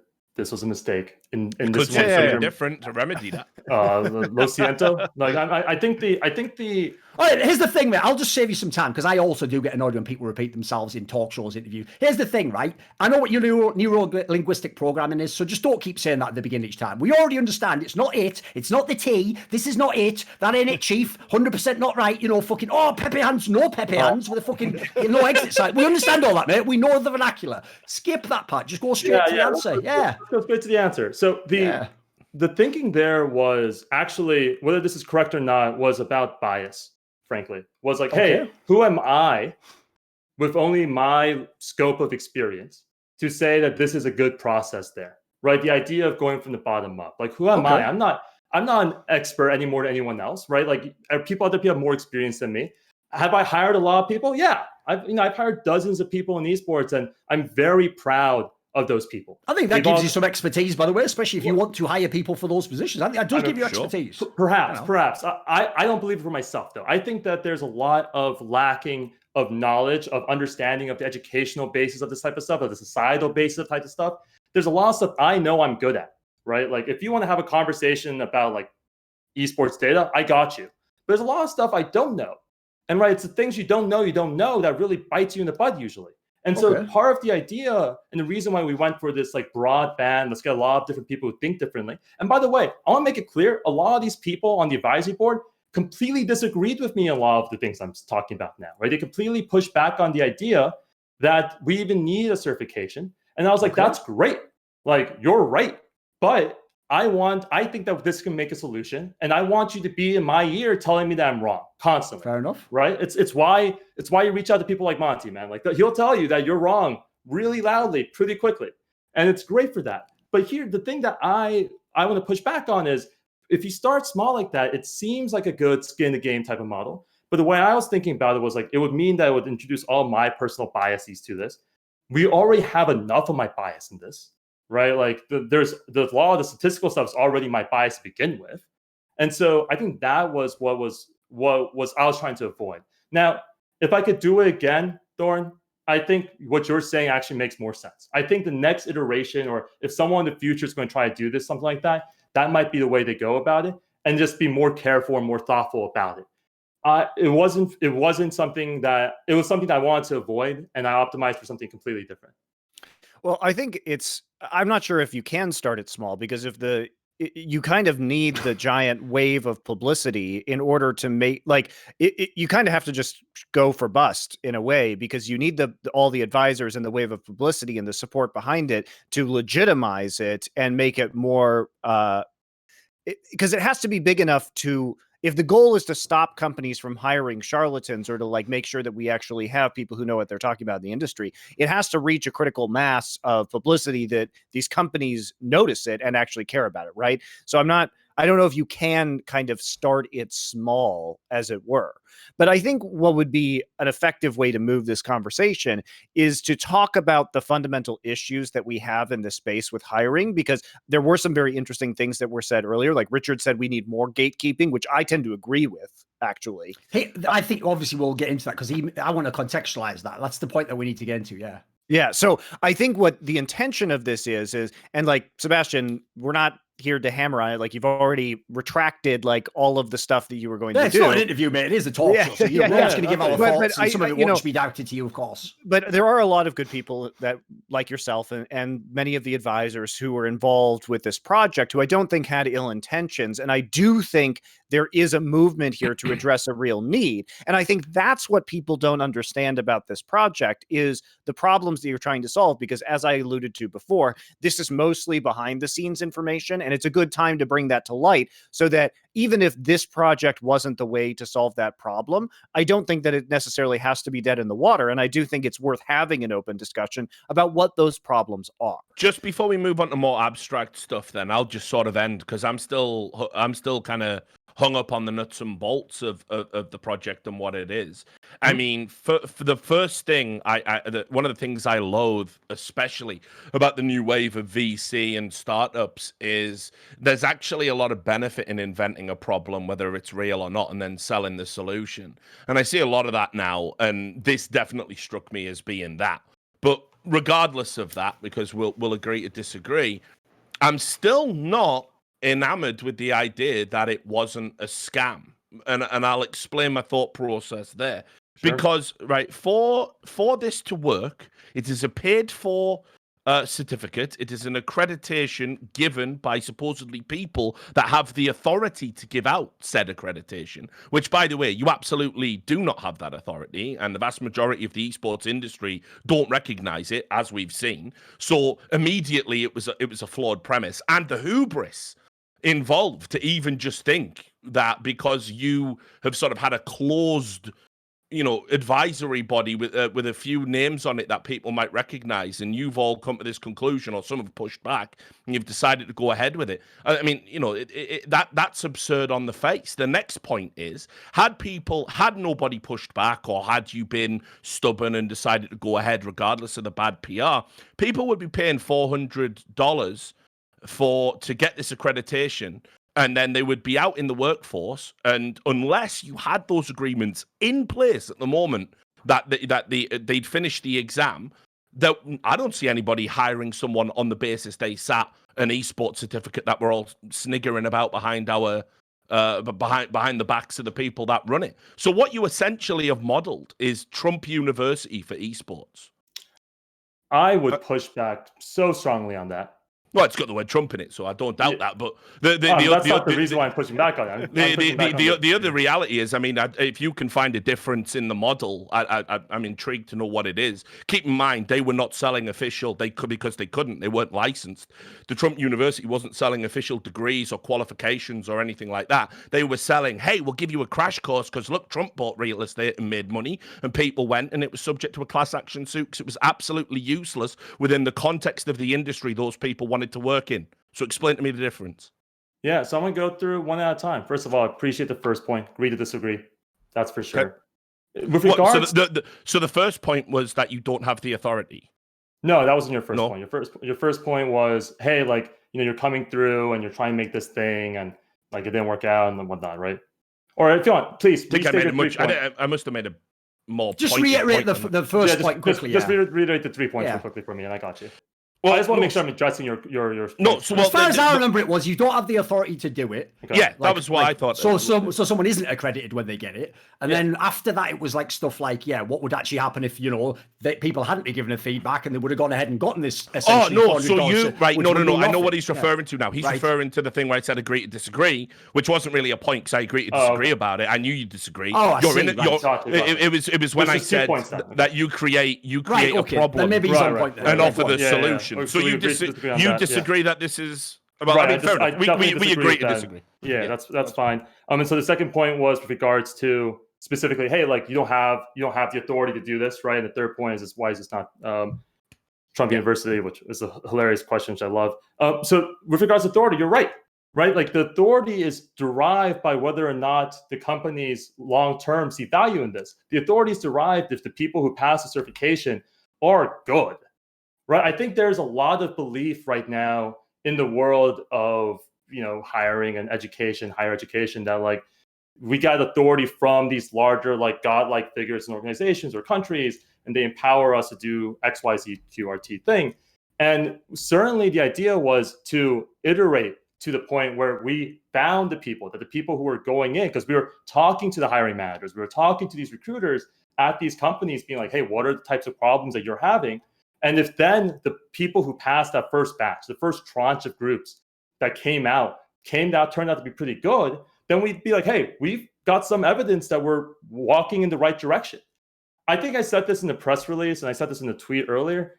The point of ECI wasn't to solve this thing today, right? The point of ECI was to solve this thing in the next 5-10 years, hopefully, and that we can make some damage in that sense over time. Now, granted, I think I agree. Can we go point by point? If you can just hold the points, because I have something on that I'd like to ask. Sure. So, okay, when you say that I'm very confused by the throwaway way that the kind of glib nature where you said, well, the authority would be derived from whether it worked. No. The authority when I get a degree is based on how good the person who taught me the degree is. That's why the degree matters. But it's not. But you went to Yale University, right? Yeah. Basically, when I was saying that he has his degree from Yale University, right? Yale University isn't like in his case, it's not just because when you get a degree in whatever, it could be it could be English, something like that from Yale. It's not that you then go and write a straight fire book or become an incredible professor that then somehow retroactively validates the degree that you got. What validates the degree from Yale University is that the most prestigious teachers work there, the best teachers work there. That is the foundation from which, yes, the second and third orders of then the people who leave because it's a prestigious university and it has these credible thresholds to get in, etc. Then there is the case that those people then have extra value, and just going to Yale alone means something at that point in time. This is the problem. It can't just be that it's the name and that you start out, and if it all works out great with the guy who gets the certification, then that validates it retroactively. Because, for example, if I make a certification, the Thorin certification tomorrow, that certification from second one has authority because I have, obviously I would make it in journalism, wouldn't I? I would pick my field. In that particular case, I already have the tenure. I've already been in this field. People will know that I know what I'm talking about. Now, here's the funny thing. The second order effect could fuck me because maybe, even though I'm good at my job, maybe I'm terrible at certifying people. So maybe the certification ends up being nonsense, and that in that sense blows back on me and has some effect on my reputation. But the idea of the authority to do it, which was Richard's point that he didn't think you had the authority. Fuck, it looks like Twitch is dead. Is that just for me? Is that just for me? No, I'm seeing it. No, okay, right, I'll keep going. Basically, in that scenario, Richard's point, This is why I went, by the way, with the angle of like, I'd start small personally. I would start because the idea is you are qualified to hire people to your company, mate. You are hired to hire people to a friend's company if he asks you. But I agree with Richard's point. Like, the problem with this is you were hoping it worked, and then that retroactively made you have the authority to do it. Yeah, and I'm sad because I don't remember the exact thing I said, but I think it's to the extent of like the history of universities in both the UK and in North America span back hundreds of years. And so if you were to ask what the validity of degrees and certifications from those universities back then were, you'd have to rely on the formation of that history over time. Certainly, my hope and desire for ECI, especially at the time, was let's go work with a lot of really interesting people. Let's get this thing to a place where actually we'll hire good people. And that over time, that the first group's going to be awesome. They're going to get jobs. They're going to have opportunity to do some good stuff, that they'll be good such that further validates the idea of the certification long term. And I do believe personally that like when we think about a lot of these systems, like a lot of the thought in the systems for a lot of colleagues of mine, I'm not saying you're saying this, Thorin, just to be clear, this is stuff I see on Twitter, is that they're like, hey, like who's your accrediting body? Like who is the like person who's on the be all high? And my pushback was like, who is the accrediting body in esports, right? There isn't one. There isn't one. And by the way, there are two arguments to be made there. There either shouldn't be one, right? That's I think a valid argument with a lot of like pros and cons to that. And the other one is that it should be made up of the companies and the organizations that hire and employ people in that space. If you look at the like CFA, which is the financial one, the way they started in the 1950s was a bunch of banks were like, hey, we have a ton of charlatans claiming to understand banking. Let's create this certification. Let's called the kettle black on that one, but yeah. I know. I get it. Keep going. No, but my point though is it's just sort of a funny thing, right? Like same thing with journalists, right? Like there's a lot of journalists out there. There were like requirements for journalists. Keep going. Let's go, man. But this was a lot better the first time, I think, as an aside, on both sides. But yeah, no, I think you that's how you structure and that's how you push it forward. Now, it just wasn't. I think there's a difference between popping out and saying that, hey, like this thing is completely invalid versus this thing is ready to go. And the certification bit, right? The test itself, right? Like if you make the test proper and you make the test good and you believe in the test, which I did, and I still think there's a lot of really good parts in there that should be used by people in the future, whether it's us or someone else. Like I think that validates itself. Now, this is not to your latter point, Richard, which was, hey, like how are you not some educational program that's saying that like Trump University was the example? Right. Yes, obviously it's an incendiary example, but we get but it's comedic effect. I think it's what's fun here is that's why actually we're very explicit about not having classes. Like we're not teaching people. We're like, hey, we're just a check. We're like a check to like help you say you've gone. Well, you get the checks, don't you? No, sorry, keep going. Oh man, that's actually a pretty good one too. I didn't even think of that one. That's actually goddamn good. No. So I mean, that was the idea, and that's why it was the way structured it was. Now, the problems I think were very much around the check bit, actually, the money bit. Like the money bit was the problem. Like if we could have figured out a way to get this, and I think this is a better iteration of this, by the way. So you could figure out a way ahead of time to get this thing pre-funded, right, one way or the other, such that it wasn't just like, hey, we need to like get this thing to that point. Then I think there was been a lot more really cool stuff we could have done, like we could have done that. And I think that's why, like Thorin, I like your like grassroots model because there is like that like light at the end of the tunnel bit. I just didn't think that we could get there. We can get there, and so like. Shall I give you a fun example? Again, I'm just spitballing here, mate. This is just a free-form session. If you wanted to pre-fund it, how about getting all those people like you and the others in esports that can't currently hire people because there's no standardized metric? Why don't you guys fund it? You want to hire people, right? No, so I fucking money. Well, especially when you have people like the CEO of EG on your advisory. These people sound like they would need it. Yeah. If you have executives from Cloud9, for example, on there. So if the theory is, let's do it. Now the counter argument is obviously like, well, if it's free, then you end up paying for all this proctoring, right, for anybody to do it, and it ends up costing an exorbitant amount of money, right? Which I think, obviously that can't happen either, where you just have thousands and thousands of people take this for free who have no intention, who are just doing it for the lulls or whatever, right? It's a hard problem. I gotta be honest with you, I think it's a hard problem. Certainly, like, just on a personal note, right? Like we didn't go out and like, raised from VC or anything like that, right? Like it was a lot of like just personal money.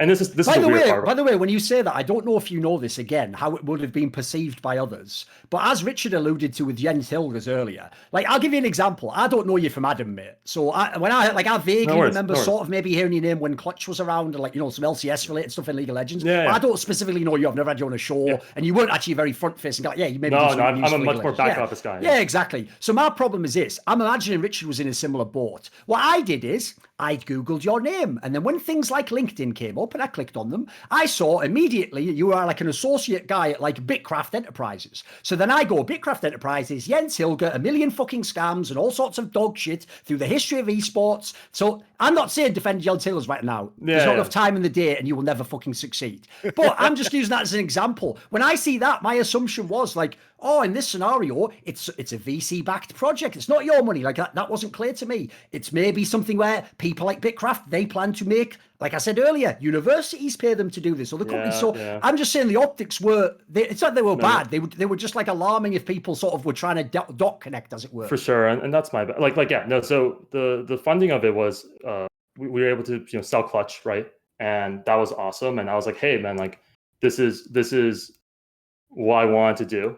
I'm really fortunate, really lucky and blessed that we found the right situation to find this, and I got a payout, I got the money, and I was like, awesome, I can afford a proper apartment with art and posters and frames, and not just taped up on the wall for once.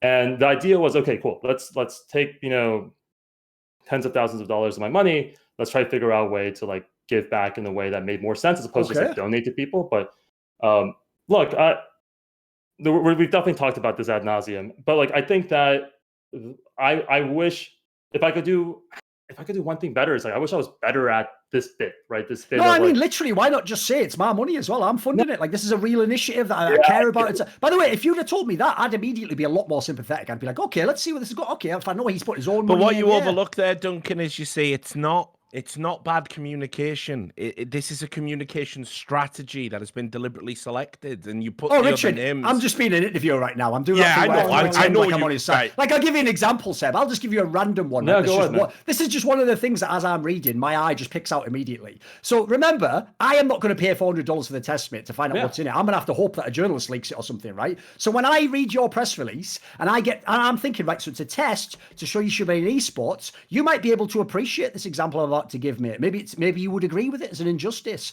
right? When I see the trigger words of diversity and inclusion are like a major part of the initiative behind this, right? And it's a test, a standardized test. You see where I'm going here, mate? People of your persuasion are literally discriminated against in your home country of the United States of America on the basis that they are Asian on the SATs. It is a fact. You can go and look it up for major universities. An Asian American person must score a significantly higher grade to get in the same degree that other demographics do, right? So even though I know that's not what you're doing, this is why I agree with Richard. Like, listen, you don't trip over and put a load of like very well written, by the way, fucking copyright. Like this is actually what a real PR agency would do. Like this wasn't just like if I go and I just write a blog, like I'm thinking of doing a cool idea. Man, it'd be way all over the place. Even with my skill as a writer, it'd be very personal, I agree, Richard. It kind of felt like you had a strategy here and you were trying to lay things out a certain way. So that might not be the case. Maybe you can address that. I think first of all, I think the can of worms, or rather like Asian American discrimination, that's a can of worms, and we don't have to go there right now. Just an example, mate. The point is that's the first thing I thought of. It's funky, and I obviously right? don't want something like that, for example, to stop people in esports, of course. For sure. And by the way, it's funky because like as much as those systems are detrimental to a lot of people, like there's a lot of people who've been able to they were able to identify a lot of people, like myself, by the way, like to get to places like to Yale or to have jobs and have careers in ways that we would have had a chance to. And so I'm always on the fence about civil service exam type things and sort of that type of stuff. But just to answer your question, the strategy around not saying my piece is not really a strategy as much as I'm a private person. Right. And you saw this at Clutch, right? Like we made worlds. You didn't see me on a VOD saying everyone, hey, y'all are stupid and I'm really smart. Like that's just not who I am. And sure. And And like, and that's, by the way, it was a mistake, right? Like I should have been more personal. And I think it came across honestly super robotic to like super like suit-esque, you know, like super like buttoned up, as opposed to like, hey, like it looked like a PR. As opposed to, of course. So, Sebastian, like my perception was that it was almost overwhelming, and I was somebody you spoke to about this last week, but I had no idea. Even I had no idea the scope of the number of people that were going to be on that advisory list, right? Like I had no idea. Right. And I needed to be more transparent about that, honestly. I think that's why people were so surprised. And like, you know, for better or worse, like you say you were surprised by the response, but in a way the response was good because people took it very seriously, given the people who you had on the advisory board. And it immediately became a big talking point because you had been so successful. You also got signal boosted like a motherfucker. Even the people who didn't like you were memeing you, mate. Like if you believe in, that's why, again, I'll always go back to the initial thing. You believe in the premise. I think the best possible scenario happened for you. It initially got to everyone in the world. We did get something like what the 14th most trending thing in the world, or something like that. Yeah, it's pretty crazy out there. But yeah, I mean, like I think there are certain parts of this where I agree to disagree. I think the stuff we agree on is super important. I think stuff we disagree on is probably super important as well. But that I think is just sort of the bow on it all is, I think at the end of the day, the implementation is deeply flawed. And we were very happy to recognize that early. And hopefully we'll be able to make some changes to it. Because who would have, another, they just satisfy my curiosity, who would have marked these exams? Oh, there's services, actually. So there are, I don't think I'm allowed to say them on air, but like they're specific. You know how a lot of people have gone into like quarantine, so all these schools are remote now. Their entire like services that are run by educational institutions. So it would have been outsourced to just box tickers. Yeah, no, I mean, I don't know what that is. It's a multiple choice. You said some of it. This is what I'm confused about. Why Richard asks, right? I get the part that's like multiple choice. Yeah, obviously you just tell them it's the answer's here and then they mark that. But you said that was parts where you write in like your reasoning why. Like, how would the person who's a box ticker so that possibly judge that? You know.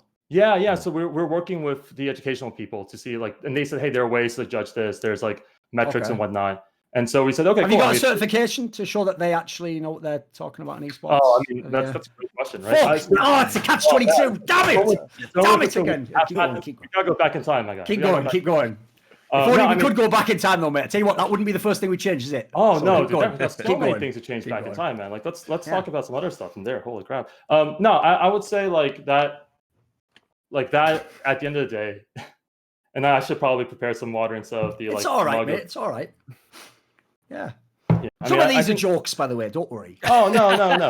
I'm chilling, my guys. I appreciate y'all. There's a little bit of cyanide in this orange juice. Don't worry, though. I think we've gotten past the point where the way that it was is not particularly helpful. If anything, also one of my complaints would be that it's too many disciplines. Like I would have had preferred to have split this into different, more discipline specific segments, or been more explicit about the kind of test that, like, what it was testing for and what positions this would be useful for. I think that was also an issue with the message. But I do want to go into the philosophical realm, which is like, here are some undeniable facts. So we can put this out right there. Sebastian got a huge number of respected esports people, major decision makers and figures in the industry. Now, Richard may not like the VC involvement, but the fact of the matter is that many of these people can control huge amounts of money. That is not a deniable fact. That's not up for discussion. And will be hiring within this space. And they wanted this. And also they trust Mr. Park here, because in my dealings with him in the past, he is he is regarded as a genuine and positive figure within the community. And he is respected and trusted by many people who make decisions. So these are all true, right? That resulted in this scenario. Yep. So the question I think that is interesting to me to get into is to why all of these people wanted to participate in this project, because there are clearly underlying issues with the hiring process of esports. And again, to go back, Richard, you saying that more gatekeeping was necessary, which I tend to agree with, and I want to talk about what the issues are and how we might be able to solve them, because I think that's a productive way of driving this forward, because Sebastian here is saying, well, we're going to take a look at this and go back and try and fix some of these issues and maybe come out with something new entirely. But what would you guys, let's start with, what are the hiring problems that you see? So Sebastian, what were you trying to address with this first and foremost? And then we can have Thorin and Richard and me tag in with kind of the issues that we see in the hiring process in esports, because I think we all agree that this is a problem. Yeah, so I would say at the very start, right? It's for when you have, there are two main problems. One problem is if when you're on the brand side, how do you validate, unless you already are an expert at the industry that you're talking about, who is telling you the truth about their background, about their huge stuff, issue, about what they're doing, and who is just making stuff up and they've been jumping from job to job. Because my favorite example on this is there's a person, I'm not going to say the person, who I first met in, I think in 2015, who started off as a social media manager, right?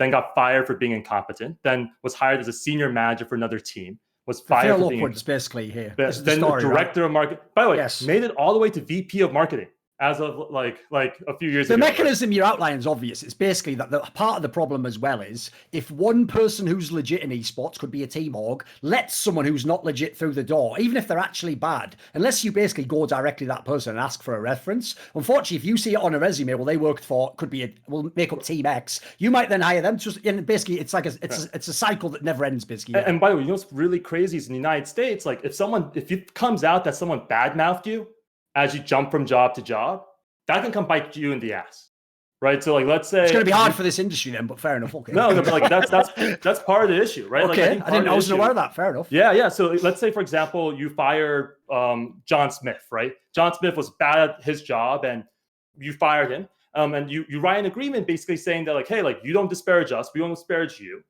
and we go from there. Now, let's say someone who I don't know, don't trust, calls me and says, hey, I'm hiring for John Smith. My HR team would be like, you better shut up.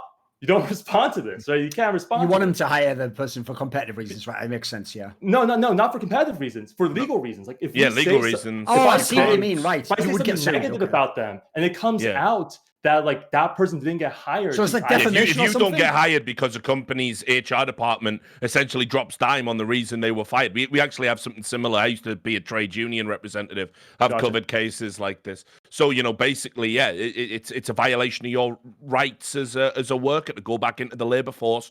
All they can do in the UK, for example, I think it's a little bit more detailed in the US, but all they can do on the UK is there's a question when you get onboarded at your new company, when they send it across, and it's like, or if they're interested, would you rehire?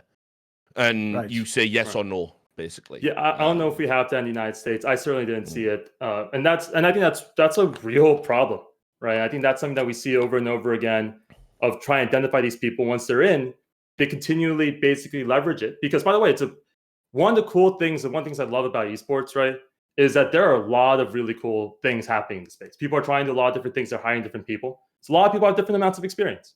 And so then when you're looking for a role and you're, let's say, like Riot or Activision Blizzard or a proper team, like how do you like figure that out? I don't know the answer off the top of my head. Something that I've been trying to solve for a long time. No, it's a problem. That's what we're outlining now. Yeah, of course. By the way, if people don't know, I'm assuming this part of the show will not be quite so confrontational, because essentially what we're doing is going back to the first premise, right? Is there a problem with hiring in esports? If so, how does it manifest? And then maybe people can spitball what they would do to address that. Yeah, and I do think that there is this issue where we have people who get esports experience. And the most dangerous version of this, by the way, that exists is that, and this has happened, and like, I'm not going to name names here, but I have seen people who get involved in esports. They get experience with legit teams. They are fired from said legit teams. And then what they do is they go to new investors or companies who are outside of the space and then insert themselves like a parasite into that new host. But while they were fired for being poor at their job or many other reasons, they are now existing and taking over the brain of something. They usually go to non-endemic entities and either get a lot of money because these entities don't know the danger of these people, or they're going to agencies or brands and then controlling the purse strings in many ways. And this is a big, and that's what so there's that aspect, which is the nepotism problem. Now, the other angle, which you know, I think from the certification perspective, the assumption would be that these people would not be able to receive the certification because they're not competent, right? So you would break the cycle of nepotism, right? If you could convince the companies that were hiring that this was an important certification to have. Now, the other part of it, which Sebastian alluded to earlier, is that not everybody may have the means or, in fact, the skills, whether they are social or otherwise, or desire in some cases, to go and actively network. And everybody has said that, and it's the same way I got involved in esports, is that you go to events and you meet people. Now, not everybody is able to do that for various reasons, but if there are especially data-driven people or behind-the-scenes people who may not need to have those skills, this would be an alternative way for them to demonstrate people with disabilities, perhaps, who can't go there. There's obvious angles where it could legitimately be a thing that the person just could not go and do the networking. Yeah, of course. Right, and I do think that it's not just a flaw of esports, it is a flaw of the entertainment industry. And this is like what I bang on about all the time is like, people are like, it's so hard to get involved in esports. You have to go and you have to meet people. I'm like, welcome to any fucking entertainment industry. This is how you get ahead. If you're an actor, it helps to have those connections because you're just one face in a sea of other potential actors. And if you have any leverage that can get you a leg up in that audition process, you should probably use it, right? It's just part of the space, and there's no way we can really ever get away from that. But there are things we can do because it's not purely who is the most charismatic, right? It shouldn't be. It should be who is able to do this data analysis, who is able to do these statistical reports, who is able to do the research. And often those people don't either, from their personality, they don't put a premium on going to these events, or they don't like it, So I think these are the two issues where surfacing these people can be difficult, because I think our industry does need very desperately some level of increased participation from people with hard data skills. And we're not doing objectively, we're not doing a good job of enticing those people. By the way, I would just say this will help the discussion a lot if we're more specific, like massive sweeping statements. Like, it's easy to get into esports, or it's very hard to get into, well, what part of esports? Like, is it easy to do my job? No, it's going to be fucking very, very hard. It took me 20 years. Is it easy to get a free, unpaid internship where you write news posts for Dignitas? Yeah, it's fucking easy. If they put up a news post, you apply. If you get picked, you get picked. Because I kind of agree with Richard. If you make it a blanket statement, like, it's so hard to get into esports, compared to what industry? Fucking McDonald's, flipping the burgers. Like, guess what? If you want to get into esports, because presumably you don't want to just start, you want to go for a good job, do something with a passion project, something you're very good at. Like, I agree with Richard. We lack those people. That's why people like me and Richard, even beyond just the fact that we might like their work, if we see people who are good, I do this with journalists all the time. If I see someone who's a no-namer, but his piece has something I'll signal boost it instantly. Exactly. Because there aren't enough good journalists. In fact, I have the same problem in the journalism field. There's too many scammers. There's too many cretins who have half a degree from somewhere that has nothing to do with esports, who are now trying to tout themselves as the editor that's going to teach the next generation of esports. So I agree with the premise in that scenario, but I think it's how you define it, because certain parts of esports are incredibly easy to get into. Like, I'm not joking. If you are very, very competent and you come in, and yes, certainly now we're making a limiting factor of you have to be able to network. You have to be able to put yourself out here. You have to take some chances. You might even have to pay some of your own money to go to an event. But if you do that, I tell you what, you could be fast-tracked, and with no exaggeration, in 5 years, you could be next to me on the Journalist of the Year award, on an award. You could literally be there, even though I did 20 years. Now, I'm not. This is another angle that you brought up earlier. I think it was Monty, maybe. I know there was a lot of kickback of it was Richard who said it. This is just the old guard trying to be like, unless you come and kiss the ring, you can't be in the film. I've never done that in my entire fucking career. And anyone who says that is actually counter-signaling they don't know me or the esports space, because I've done the opposite of that in my entire career. I know that almost all of the OG esports people, and everybody on this call included, and Sebastian, I'm sure you've done it too, and you had the benefits from your own anecdotal story about Victor, who is, by the way, Victor is one of the most open and willing to listen people that I know in esports overall. Yeah. And I think all of us here have spent time. I've done tons of feedback for casters. We've tried to create, I literally created entire businesses that were based around signal boosting people, including myself, to be fair, to get into esports more broadly. Like, if I hadn't opened my website, GG Chronicle, there are tons of people who were working on those projects who now have full-time jobs as a result of the opportunities that site provided. My own career, DJ Wheat is a person who, when I went to events, when he didn't have a Warcraft 3 caster, let me onto the mic for his streams at Radio ITG, right?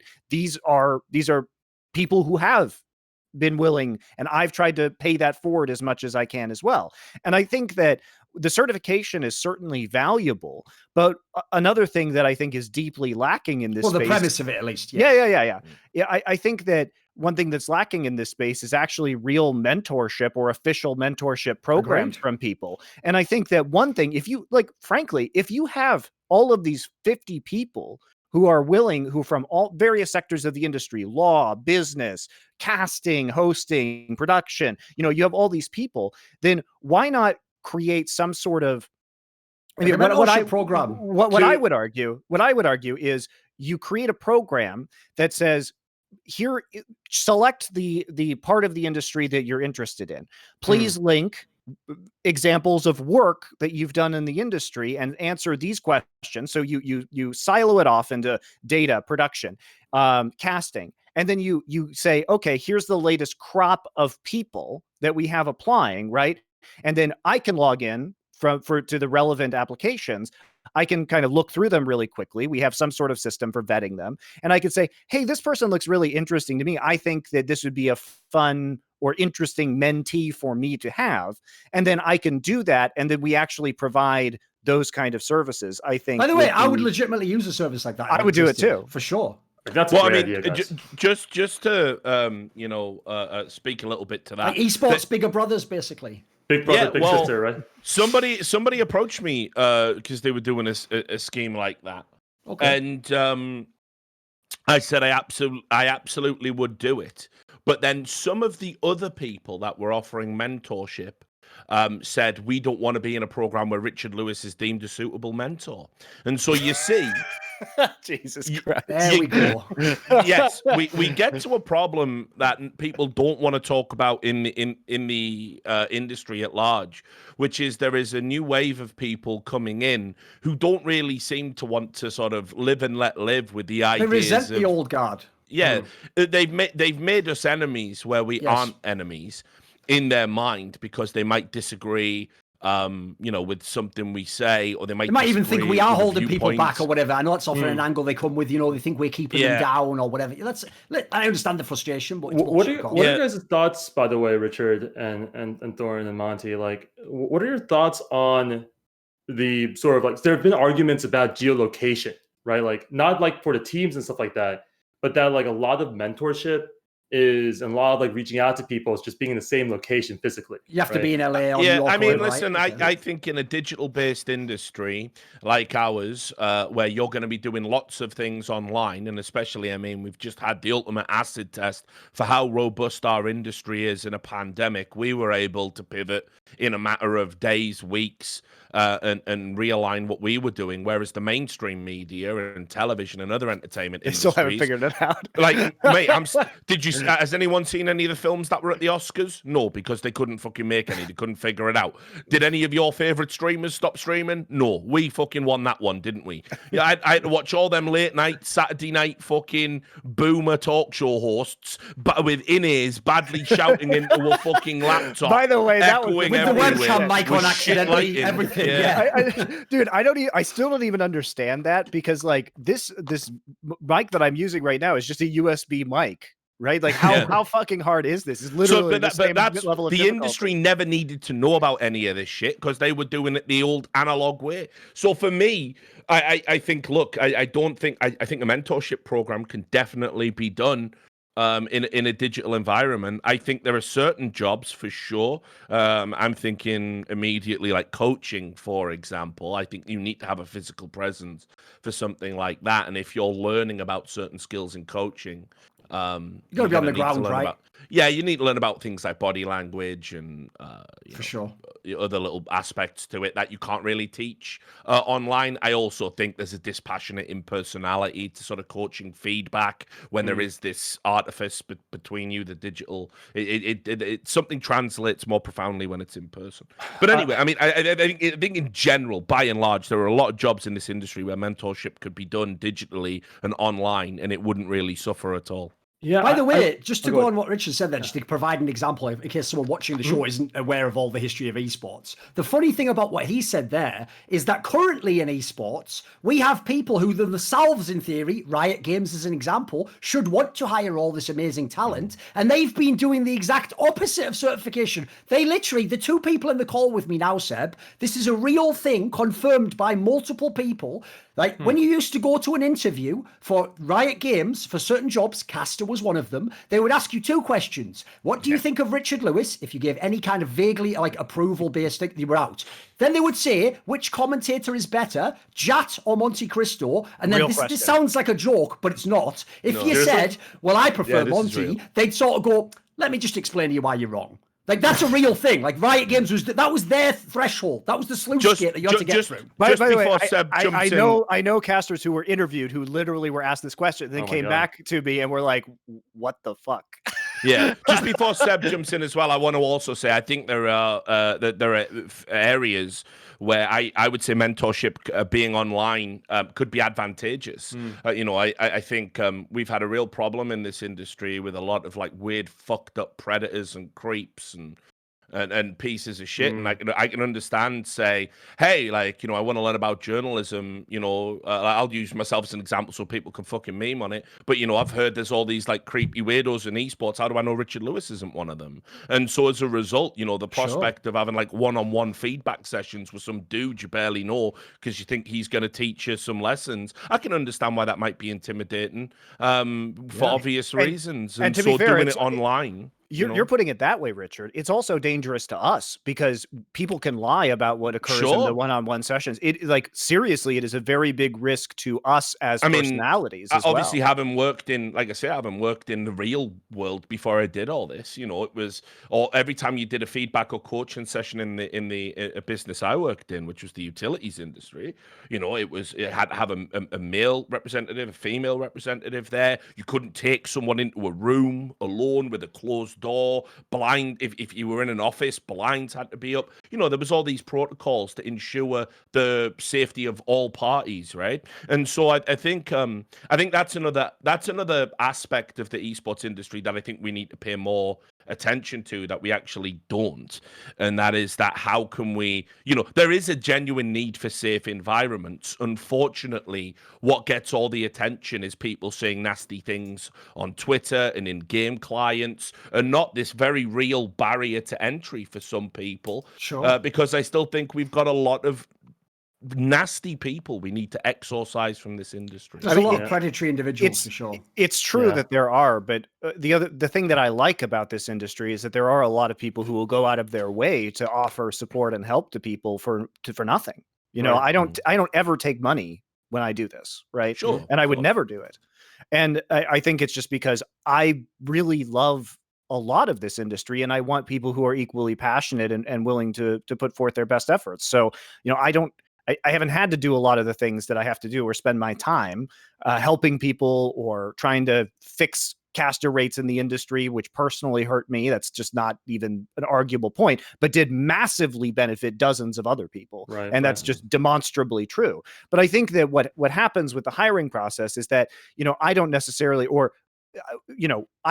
have access to for example, why would a Rocket League caster come to me who's never been involved in Rocket League? But if they are super passionate about that and I can see through some sort of portal where people can apply, and I think, oh shit, this person's really good, I would like to just give them some tips on stuff based on my experience, but they may not know who I am or potentially be seeking me out actively, but I might take a special interest in them, if that makes sense. Right. Mm-hmm. And I think that especially on the data side too, I think one thing, if we're looking at entry-level positions, is the certification doesn't have to come from a body, or maybe it does. Maybe the esports certification is just given out by the advisors to people that they mentor, and they say, I have certified this person. You can put me as a reference on the resume. I think that this person understands data analysis in the space, and I've helped train them so that they have a strong foundation of the things to look at, right?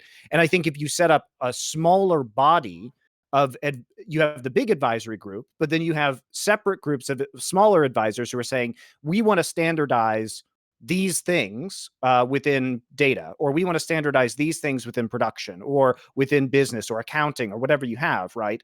And these are the kind of fundamental things that we want to make sure everybody who we mentor understands. Yeah.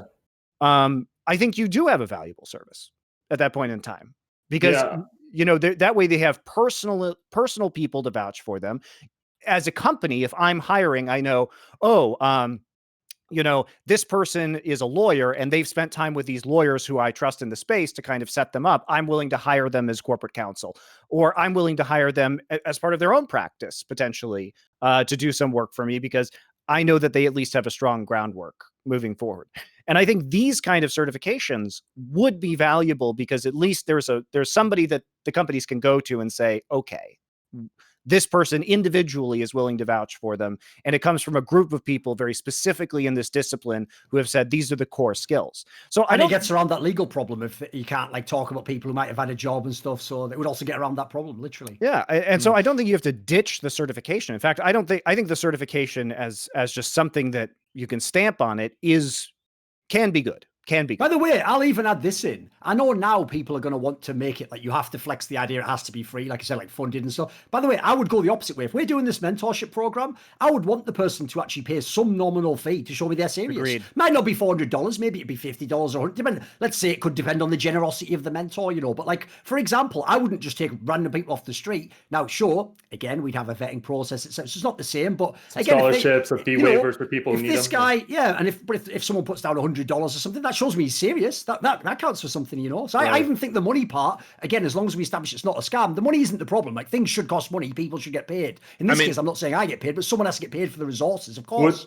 Would it be fine then, Thorin, if, for example, the person who's coming through wasn't paying themselves, but rather, they proved their financial need, right? That they don't got the money to do it, and that someone else pays on his or her behalf. That's fine. Put it this way, you could even do what you were wanting to do with the colleges. Let's say you have a thing in the college where they take, who wants to actually, get involved with esports as a journalist, right? We're going to reach out to this service that can get one of the best journalists to potentially mentor one of you. They do a pre-vet. They decide the person who's the most needy. They give them the money, essentially, or give me the money or you the money, whatever order it goes in. They do it that way. And then, that would make sense to me. I don't think that's a terrible concept. I mean, because what this sort of taps into is the other big problem in esports, which I know Duncan knows all about. I'm sure Monty knows all about as well.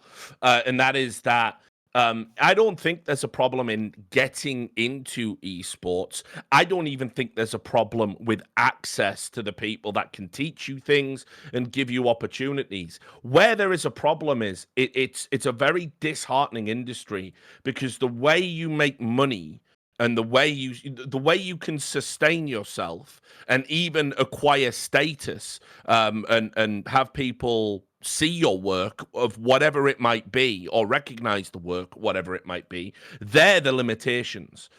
People come in and they go, I want to be a journalist, Rich. Will you teach me? I go, yeah, no worries. You're going to love it. It's great. You'll be a functional alcoholic in 2 years.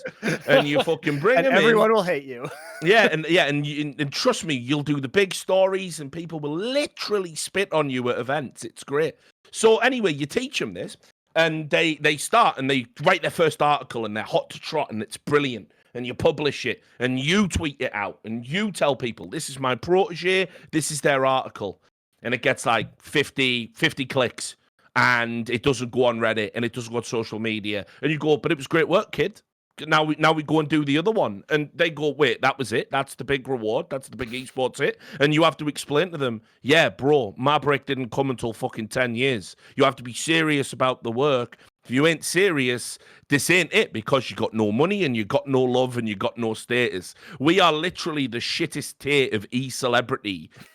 That's what esports is, right? We are the lowest of the low on the entertainment totem pole.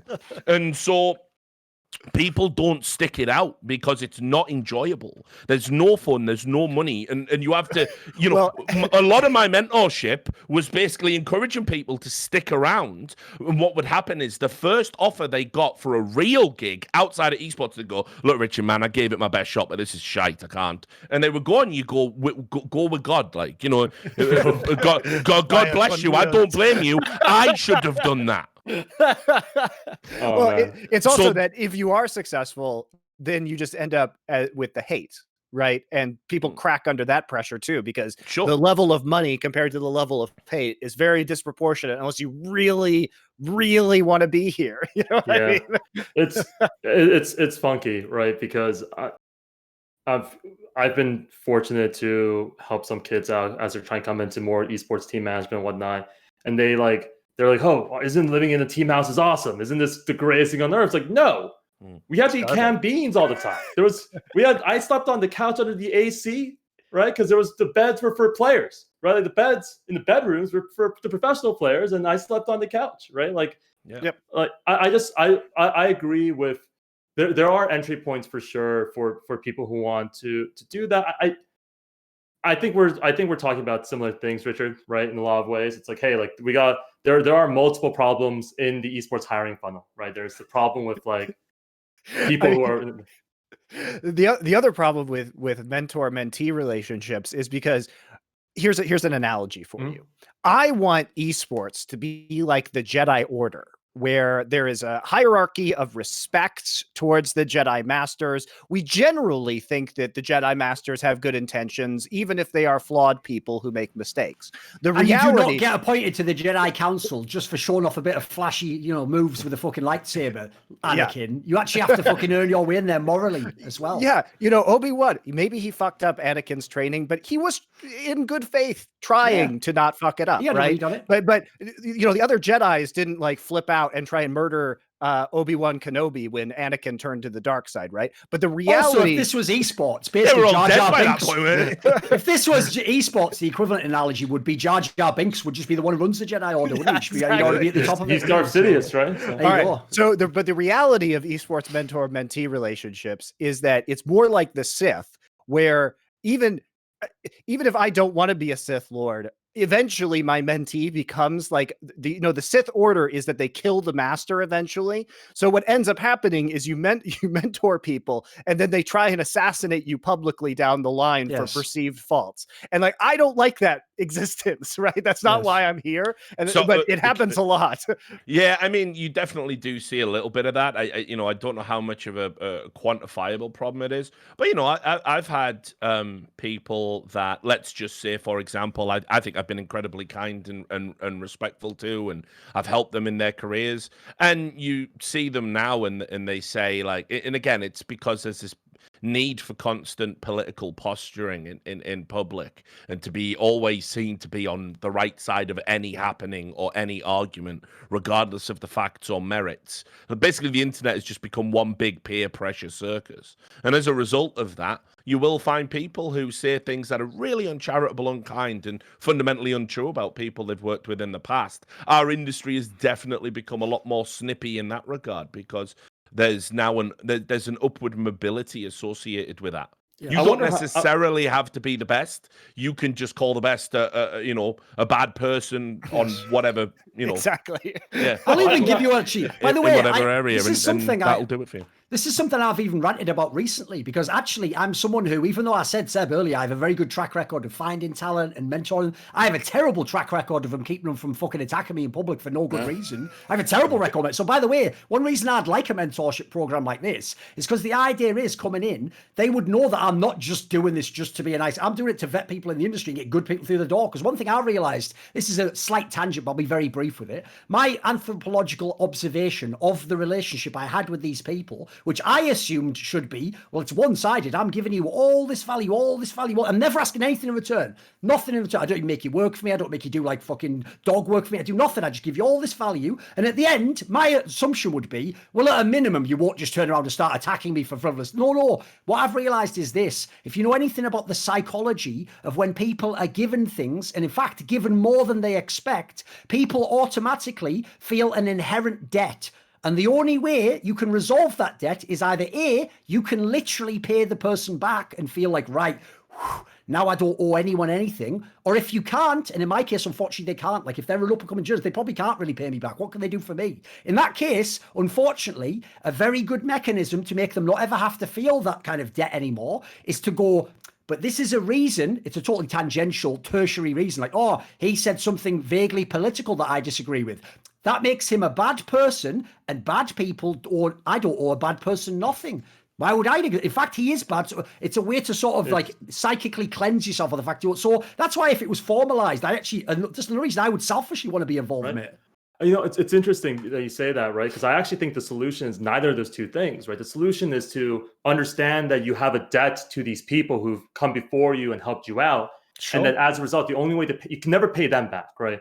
You got to pay it forwards, right? You got to pay it forward. Like just as a quick example, when I was in high school, you know, we have in the United States, we have like college counselors, the ones who tell you where you go to school. And in my high school, it was very much recommended you go to community college. Like you can't afford to go to a four-year institution, you go to a community college and you do your time there. And then maybe you can transfer to like a UC type school and then you can get a degree. And then, you know, after a few years, you can make it. And I remember distinctly a woman by the name of Patty Demoff was at this place I was volunteering at. And she was like, that's not true, right? That's not how this works. Like there are scholarships out there. There's like this financial aid out there. You don't have to go to community college, Sebastian. You can go to any place you want to go, places you didn't even dream about being able to do. You get to go to Yale. You get to go work in esports, something that you didn't have a chance to do. And you know, the crazy thing is I've kept in touch with Patty and Marvin for the last 14 years, right? I'm 30 now, and I met them when I was 16, and there doesn't go a day goes by where I'm not eternally grateful for them. And a lot of things that I think about, especially as I move forward, is like, here's a woman who I can do nothing for. I've tried very hard to do stuff for her. I can do nothing for her, can do nothing for her family, quite good people. And they picked this son of immigrants, Korean-American kid out of LA, told him they can make it, help him out. And I think, therefore, my obligation personally is I can't ever pay them back because there's nothing I can do for them. So I got to pay it forward somehow, right? And I think the problem, Thorin, not to jump into your tangent so much, is that like a lot of people feel the debt and they feel like they have to either resolve it to the person or trash the person, like you said. Like we gotta teach people in esports, especially, that when you feel the debt, the way you pay it forward is you pay it forward. You know, you don't do any of the other stuff. And I really wish that, and this is something I saw in esports this past few days, but also the past few years, there's this like quick wit of like, oh, this person made a mistake. We got to punch him in the face. We got to say we disown this person because they might have helped me out in my life. They might have like given me advice on like how to monetize my stream at some point. They may have come on and like showed me how to like look at data on your Twitch platform and how to optimize for subs. But I don't want to owe them anything. And to your point, let's throw them under the bus. Let's just do that, right? No, we got to teach the younger generation, the new people coming in. And I'm not saying I'm as old as you guys, but I've been here for 8 years. So I've been here for a little bit. Like, I just wish we can teach the people coming in that, hey, that's not the way to do it.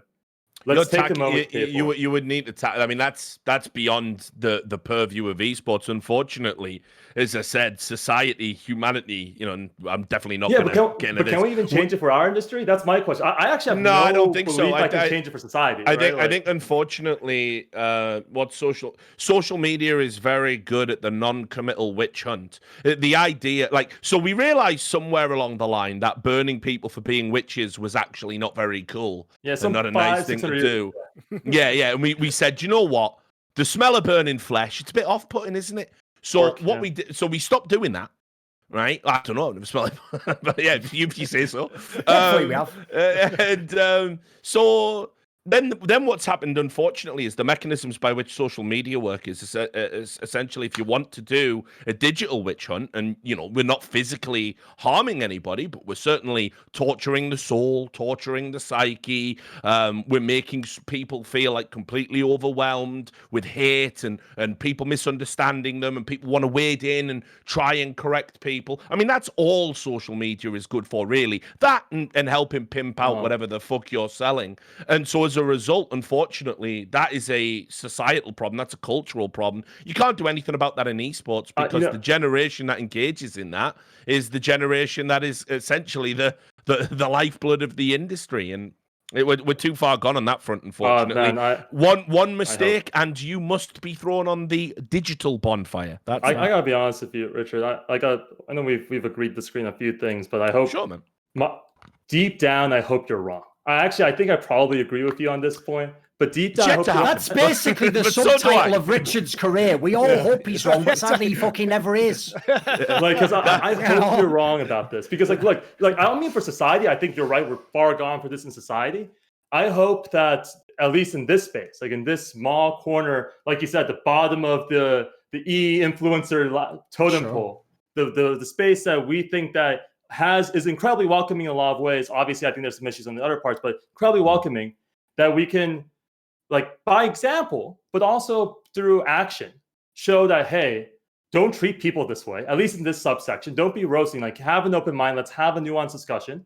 And then on top of that, like, if you feel any debt from the people who, just to name a few people, I feel a ton of debt to Day9, who, you know, back in 2014 told me that, hey, like, there's this opportunity down in LA you should check out. I feel a ton of debt to, like, to Victor, obviously, who, like, was one of the first people in esports to talk to me, right? I feel a ton of debt to these guys. And I hope, and I think I must have mellowed out with age. I'm just saying. First time I tried to talk to him, he screamed in my face and told me to fuck off. So that was nice. Different vibes, I suppose. But I just hope that we can push this forward. That was 2010 or 20. It was when. And look what you became, Richard. Listen, there's different tools to teaching, you know. Yeah, man, I know. I like a Zen master beating me with a stick. On the head. He told me so much. But I think to bring it back to the hiring point here. By the way, Seb has to go here, so maybe you can make a final remark and we'll continue. Yeah. Oh, I just want to say thanks for having me on. I appreciate y'all. I think the questions are generally fair. And by the way, respect for coming on. Yeah. I do want to say that, brother. I know. Look, whenever you're in the middle of first of all, a social media storm. I'm in one of them every 3 days. No one should have to experience that. No one. and they're awful. But also to kind of be the face of a collective mistake. You know, to come on and own it, and also to hold your corner. You know, I totally respect that, brother. And wherever the project goes, I hope it goes in the right direction. If it's shit, I'll say it. But you know, power to you. No, I think there are real needs here that can be addressed, and I think that there are many people who are advisors on this project who can do good work and who legitimately have good intentions, including you, Sebastian. And so I hope it doesn't go away. I just hope it changes into something that will be, I think, more beneficial to the industry. And I don't know if the idea that I floated is the right one, but I think it's worth discussing.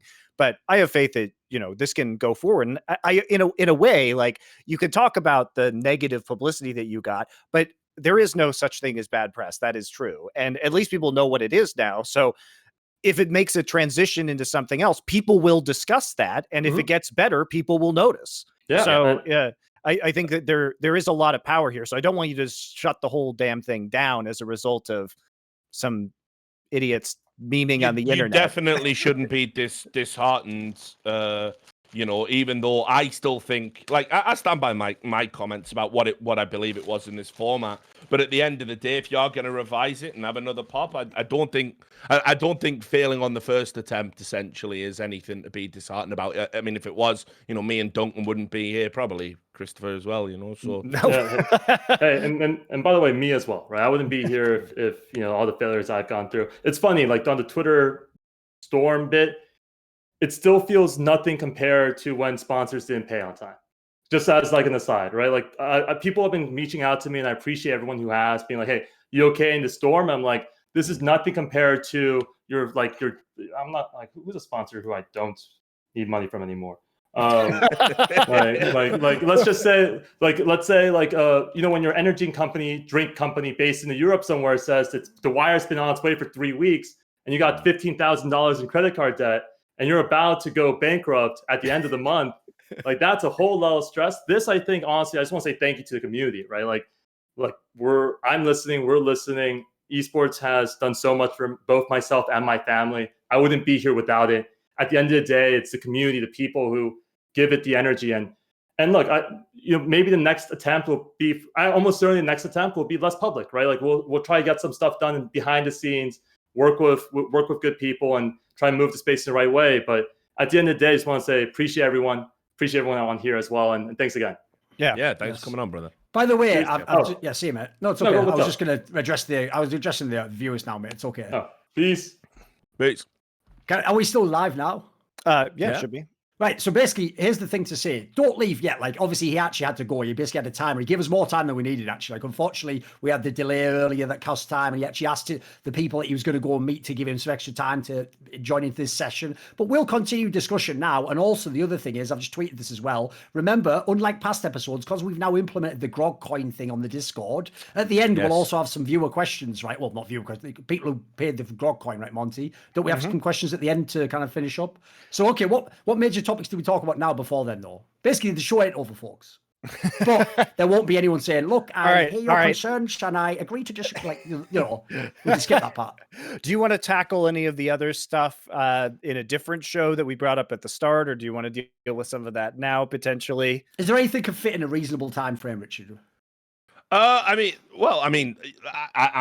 happy to sort of talk about the sort of the industry problems he was talking about, because look, there was still a ton of stuff I would have asked, like, about the mechanics of it. How do you arrive at $400?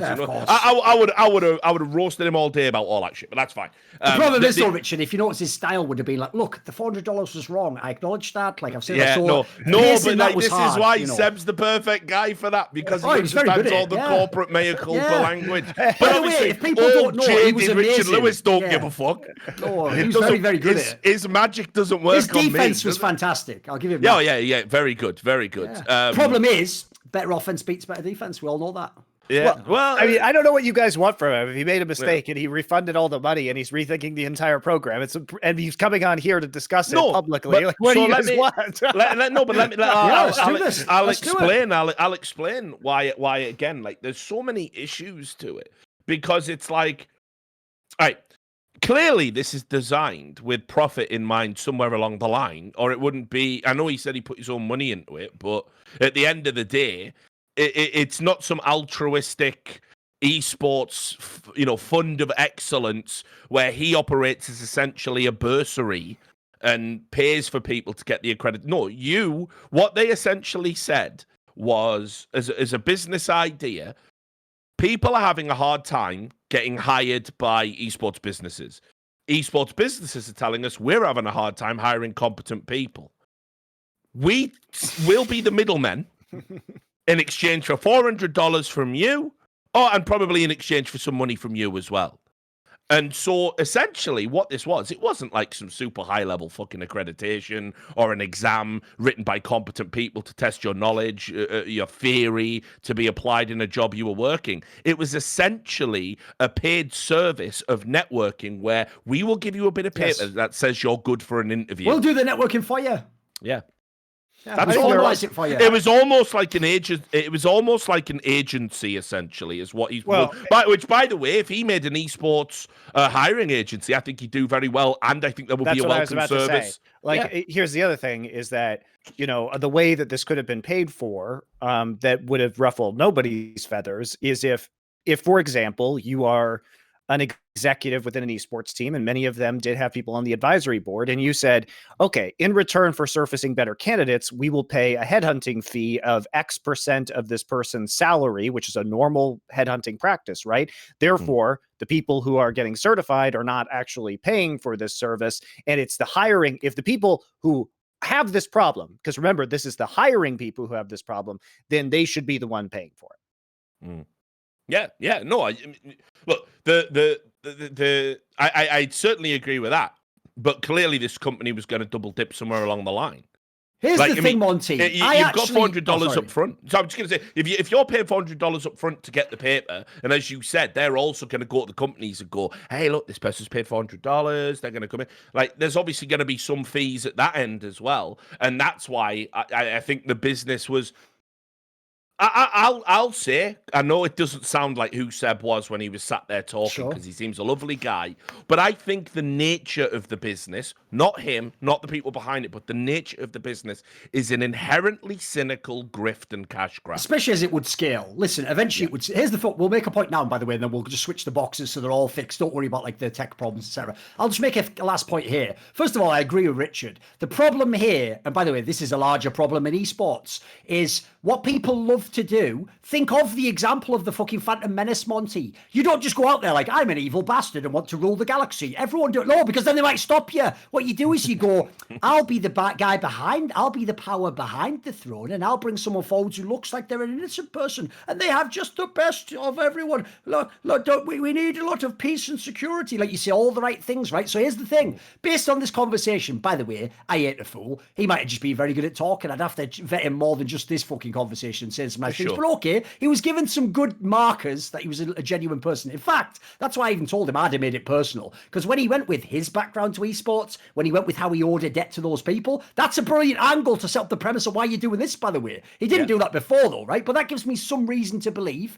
until I can verify, that he's legit. The problem here is, like I said before, as soon as I see the Bitcraft Enterprises, and as soon as I see some of the other names, it doesn't matter how legit he is, Monty. Eventually, some of those people are going to go, and now I come into the business, and then that's where I have my concerns, you know. And they do want money, I guarantee you that. And much like Duncan, you see, this solution, $400, you get a bit of paper, we put you, that says you can work this job, we put you in touch with someone who wants to hire for that job. It's a little twist of the dial. A year or two down the line, if the project is successful, that suddenly those companies, the G2s, the Gen Gs, or the Jens Hilger's projects, they start turning around and say, well, now we'll only hire if you have this accreditation. And I am absolutely certain that would be a type of pressure they would leverage to give credibility to the product, because why wouldn't you? All companies do this. If you have partners and people you work with, you get them to come on board and say your shit is righteous. Yeah, that's a problem. There also is an issue if Bitcraft is involved with a conflict of interest between other Bitcraft investments and requiring this accreditation so you can force people to pay you to get accredited in order to apply for jobs at your company, right? I'll give you two other angles as well. Here's an obvious one. So some of this, in some tangential sense at least, is involved with people who are team owners or in teams. Well, what if them... Wait a second, guys. This is a hypothetical. It's almost like a fucking Twilight Zone. Imagine a man who wanted to fuck up his competitors in business. Why not? Why doesn't he just accredit a bunch of dickheads and then send them your way? Oh, here's the last one. And this is really sinister. Would never happen in American society. Imagine it became a case that you had to have this accreditation. And then when he was using all that thing, well, I'm trying to remove bias and stuff. I get very nervous whenever I hear that fucking terminology. If you know anything about like implicit bias testing, right? I don't want to live in a world where not only do you have to have the accreditation to get into the job, but now they don't let you get the accreditation if they do a background check and decide you can't get it. Like, again, these are going to sound like far out concepts, but the premise of this is, that's why I said, Monty, I don't believe you can start and just be massive. I think you have to grow it up and scale it, because in my opinion, if you start at the top, this shit will just happen tomorrow. Like, the people who have the power, they'll flex it, because again, it's all well and good, like the nice parts of the initiative, but there's also a lot of aspects here where you could become like essentially a threshold point in the industry that bottleneck people getting in, you know. It's why it's so difficult. It's why it's so difficult to just like make these sort of broad approaches, you know. Yeah, and that's the key point, right? Like you know, like the road to hell being paved with good intentions, as it so often is. You come in, you use the language, you say we're going to fix this problem over here. We want to solve the problem of people being hired in the industry. We want to get people from more different backgrounds in the industry. We want to make people who can't network and aren't gregarious and can't travel. Yeah, all sounds great. But then what happens when we hit that point where it's a success? And as I say, now they're saying, well, you know, we don't need people like Duncan working for anybody. I mean, let's get a replacement. Yeah, you know, and we don't need people like Richard Lewis. And again, I'm not saying us specifically, because there's no way this certificate would ever impact on us in any way, shape, or form. But I'm talking about the next Richard Lewis, the next Thorin, the next MonteCristo. People who want to be iconoclastic, people that don't want to toe the fucking line. Yes. Well, now you've got all these powerful companies essentially saying, you know, listen, we're the arbiters of who can and can't work these low-level jobs. We're not really about your background or some of the things you've said on social media. I haven't even approached the whole, you know, what are you vetting before you even sit down and are allowed to sit the exam. So it is just fraught with peril. Whenever anyone says, guys, we want to be the arbiters of this thing and we have the best of intentions, you can totally trust us. And then, you know, those motherfuckers need to be like Gandhi resurrected, not a bunch of fucking grifter businessmen that have been leeching off esports for years. Like, you know, I don't chime at all. Like, obviously, I've got love for Carlos and I've got love for Puckett and I consider these people legit. There's a lot of people on that board, advisory board, that aren't legit. You know, and they'll never.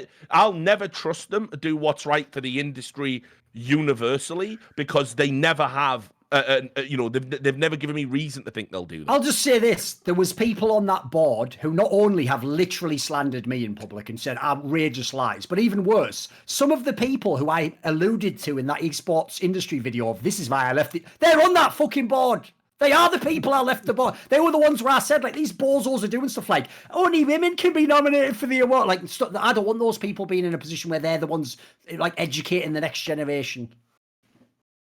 By the way, do you want to go to the 3-man box now? Do we need to do that? We have the cameras are all set. So don't worry about it. Let's just keep going. Yeah. We can leave like a testament to Sebastian Park's bravery. I do think it's a good sign, I think, for this show, and really big credit to Sebastian for coming on the show because obviously it's difficult to be in these situations. But I don't know if it's the best advert for other people to come on. Like, well, I think it's good to have people who are willing to come on the show so that we can. I'm looking forward to the next episode with Jen Silgers. Yeah, it's been fun. Making esports a better place. So Jens. For Jens. No, that's the joke. That's actually, by the way, Monty, you perfectly nailed exactly what they do. Essentially, he wouldn't be lying. He'd go, I'm making esports a better place. For who, Jens? Sorry, I have to go now. Exactly. Like that's the joke for him. Just him. Okay, so we do have some questions. If you are in our Discord, which you guys should join, and if you are a Grog coin holder, Grog coin to the moon, let's go and take a look here. First off, who is the worst charlatan in the industry you're willing to name drop? Ooh. Luckily, we could just rewind the fucking video about 10 seconds or something. Couldn't we have just answered that one already? You've done that for you, mate. I was going to say. There's one for you. No, hang on. Like, let's see. Let's get some. We have to go like this has to be historical. I have to go really like put it this way. Let me think. A big one all time would be someone like I don't know Angel Munoz or someone. These are like there's some heavy hitters in history. Come on, he popped up in a news story again recently, if you can fucking believe it. Yeah. Where it was another. I know Steve Lunans from back in the day, but he's always had a mad fascination with Angel Munoz, and he did another interview with him again where he's like, "Hey everyone, it's the Godfather of esports. The only way he's the fucking Godfather is he's the head of a fucking criminal enterprise called fucking CPL that still owes people money, you mad cunt." He was like, that documentary he was in, Frag or whatever it was called. He was like, you can't even have the cameras around the new extension I've built on my house. Like, the optics of that are terrible. Yes. This guy's notorious as fuck. He cashed out at the first sign of trouble as well, probably kicking himself. Oh, for sure. For doing it. He wished he'd played the long con, Rich. He played. He fleeced everyone initially and got out, didn't he? Yeah. Yeah, but in that sense, he's not a charlatan and he's not even in the industry anymore. He's more like a fucking, one of them like folk tales you tell kids so they do the homework or whatever. If you don't, Angel Munoz will come and bankrupt your esports org. It's one of them. So he doesn't count. I've always said Weldon Green, always had a soft spot for him. It's a classic, sure. I mean, I will say, but ultimately, the scale of what he does, it's only personal enrichment. Bobby Kotick, he can't do that much damage. That's the thing. Bobby Kotick, is he in the? Is his name in the hat? Is he a charlatan about esports? Because he never talks about esports. He doesn't know what it is. As I've famously told from my sources at Blizzard, when he saw the first build of Overwatch, he turned around with money in a suit made of money and just said, "That's great. When can I play it on mobile?" He just wanted to. There you go. Just print the cash. So no, Bobby Kotick's not a charlatan about esports. I bet he Nicola Nyholm. What the fuck it is. All right, how are you about that? Sure. We're starting to get warmer. Good old Nicken and Nyholm. It's not even him. So how are we getting bigger then? What scale would the person have to be on to be this level of charlatan though, Richard? I know it's hard, isn't it? You see, the thing is, the show's going to end. The show's going to end, and I'm gonna. It's going to come at me like a bolt out the blue. So not OWL, someone at Riot maybe, someone at Blizzard, someone at ESL. I mean... The old... Fuck! Anyway, sorry, I've got cold at the moment. Not him, Richard. I mean, don't get me wrong. The motherfuckers that went out and sold those Overwatch League slots are like, they are literally like the fucking, 1800s. I mean, that was actually. I almost respect the hustle, though, Richard. I almost respect the hustle, though. By the way, I do too. Like whenever I see in a western where the guy goes, and come over here, fella. What's wrong with you? You got a bad back? And he goes, I haven't been able to walk. Drink some of this tonic, and he, Fartwell's all piss tonic water, and he drinks it, and then he goes, zippity dude, my back's, and he clicks his heels, and then it turns out those two know each other and go from town to town grifting everyone. That's the shit that was going on there, basically, because obviously they had a couple of owners involved as well that were going, I'm totally coming in. Robert Kraft got all the fucking benefits. I don't mean when he visited that massage bar. He got all the benefits of basically being the first name that they put down. Are you familiar? Are you guys? This is a very American concept. Are you guys familiar with the concept of the medicine show, which comes from that era? Yes. I mean, by the way, it's in the classic film Pete's Dragon, isn't it? Doing this where. Yeah, where to get you come along and the guy comes along. It's a setup. He's a plant, and he goes, I can't walk, and then he drinks the medicine. Oh my god, that happened. It's the snake oil, yeah. But it was also the medicine show was like traveling bands, so they would have musical artists and entertainment acts that would go along with like the wagons full of snake oil. So while they were selling the snake oil, it would be like they get people there by saying, here's some live music and live entertainment for you, in addition to the plants in the crowd and everything like that. A carnival type scenario. It was a whole thing, dude. It was a whole thing in the West, in America. So in a way, esports has been used as a medicine show too, which is like, here's the entertainment, please give me money. Right? Yeah, for sure. Dave, well, you know what? Like sometimes you do have to stick with the greats. It has to be Riot Light. Oh, for sure. Not least because now I know he's not active in the industry, but his legacy. His influence is enormous. Yeah, of course. By the way, I would even say League was the first game I ever saw that whole thing of like the dystopia of like, and I will make you a better person by re-educating. Like everyone does that. All the games believe in that now. In fact, it's literally a given. You can't even question in the bloody industry. You know what I don't understand is that why these people who want to change the world just don't go into politics instead of just trying to use entertainment. Richard's got the line for you here. Come on.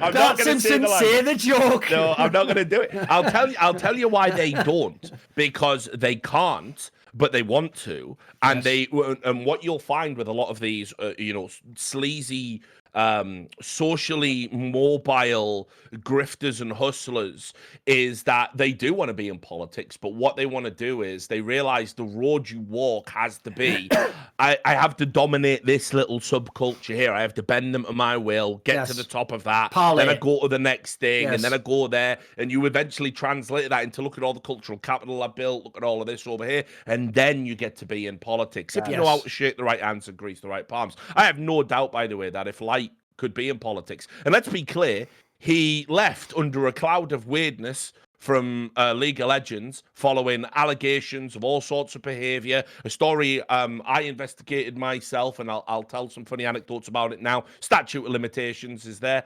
So, but, he then went to Facebook. I think he still works at Facebook now, this unbelievably powerful tech company.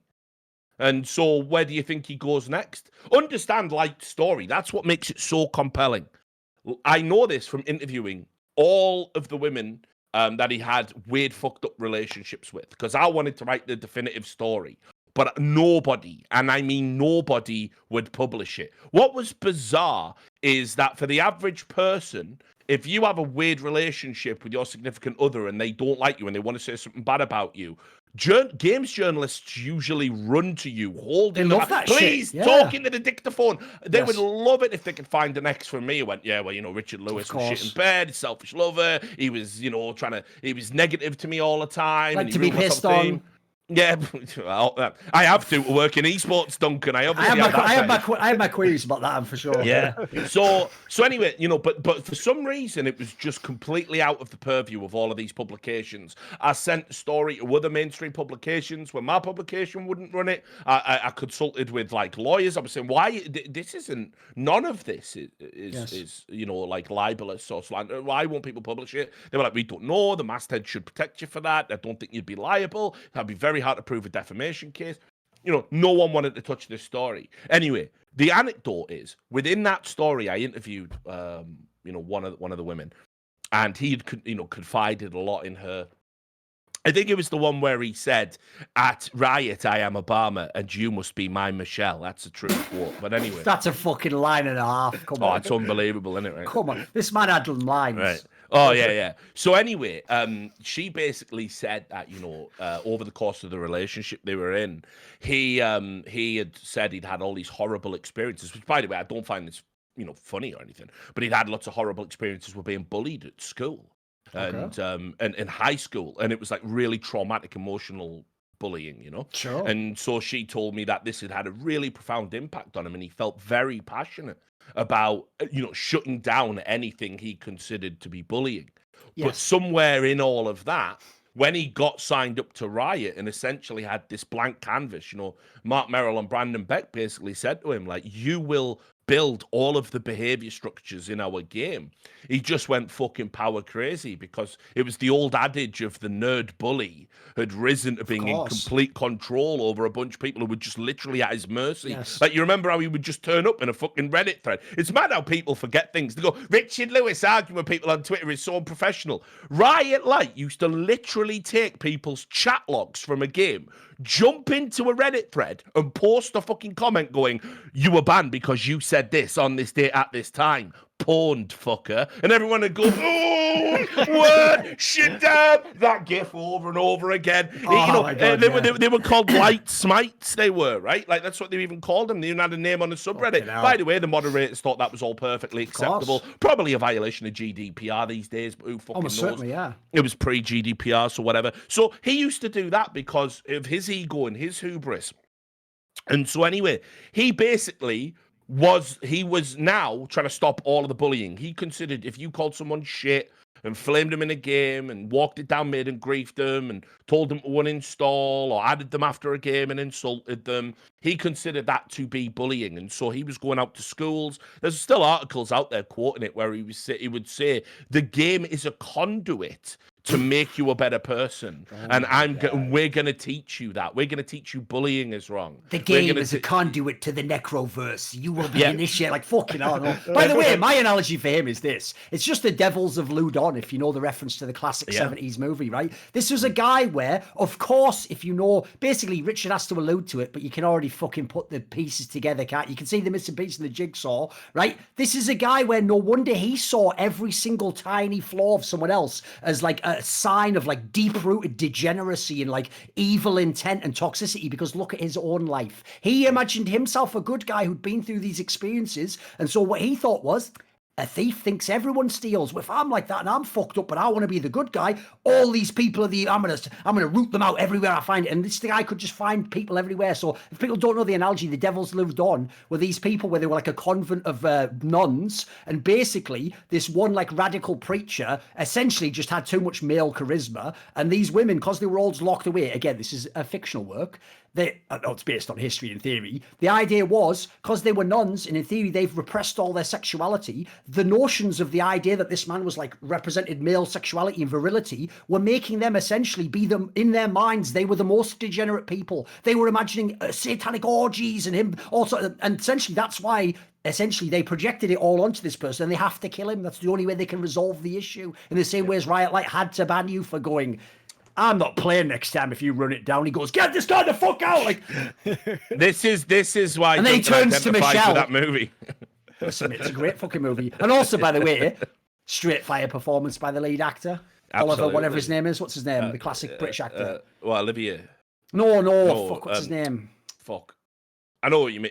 Oliver Reed. Oliver Reed, there you go. Yeah. I wish I was. Don't know Oliver why I Reed, went to Olivia. Listen, if I could bring him back to play me in a movie, listen, my life would look a lot better. I'll tell you that right now. He did it in that. There's a similar film that it's a werewolf one. I think is it Shadow of the Werewolf or Curse of the Werewolf?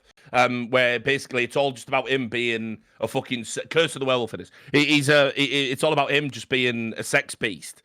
and the fucking it's all a metaphor for like male, Right. you know, virility and potency and all this. He was what a fucking lad he was. What a top boy. By the way, just an aside about Oliver Reed, his death is so incredibly epic. Because, like, I don't know if you guys remember, but he played Marcus Aurelius in Gladiator, right? And he died in the middle of filming because he drank like so much alcohol in a drinking match against a group of British sailors that he just collapsed and died. And by the way, that is literally how he would have wanted to go out, I tell you right now. And by the way, that's like a Hunter S. Thompson one. That's just like, listen, I'd love to say, kids, no, listen, salute, and I fucking see you in the afterlife, brother. Yeah, I just love that he was playing his character was Marcus Aurelius. Oh, his character is amazing in that movie. But it's he wasn't Marcus Aurelius. You've got it wrong. He wasn't Marcus Aurelius. He was the guy who was the circus guy. Marcus Aurelius was the emperor, remember? Oh yeah, he played the guy who ran the Gladiator school. Yeah, Richard Harris was Marcus Aurelius. That's correct. That's correct. Yeah. But you are right. It was that movie. It's a brilliant role. But anyway, like the added extra detail to his death, which is brilliant, is not only was he getting smashed with these sailors, he was also arm wrestling them, putting all this additional and he's like 60 or something. On his heart, right? Chronic alcoholic. But then when they were interviewed, right, when he died, because he just had a heart attack, and it was one of them where it was like just the fatal four-way, and he's out you go, all the arteries, right? They said we just thought he blacked out drunk and we didn't want to wake him up, so he was just let him sleep it off. Literally, no, but apparently they were saying like fucking anything to get out of buying around, you drunk cunt, and they were like heckling his corpse. Brilliant. He would have loved that. That's how I want to go for sure as well. Like, that's people heckling my corpse. Yeah, all right. So that was a long answer to that question. It was good though, no?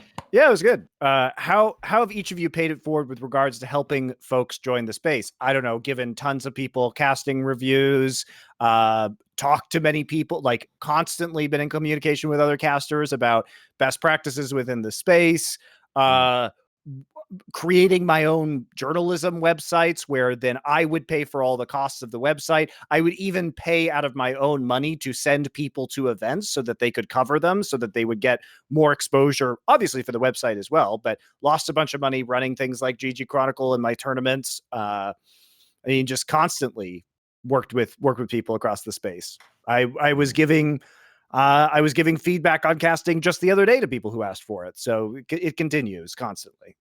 Yeah, I mean, with me, shit, like, where do we even fucking begin? Direct mentorship of loads of journalists, etc.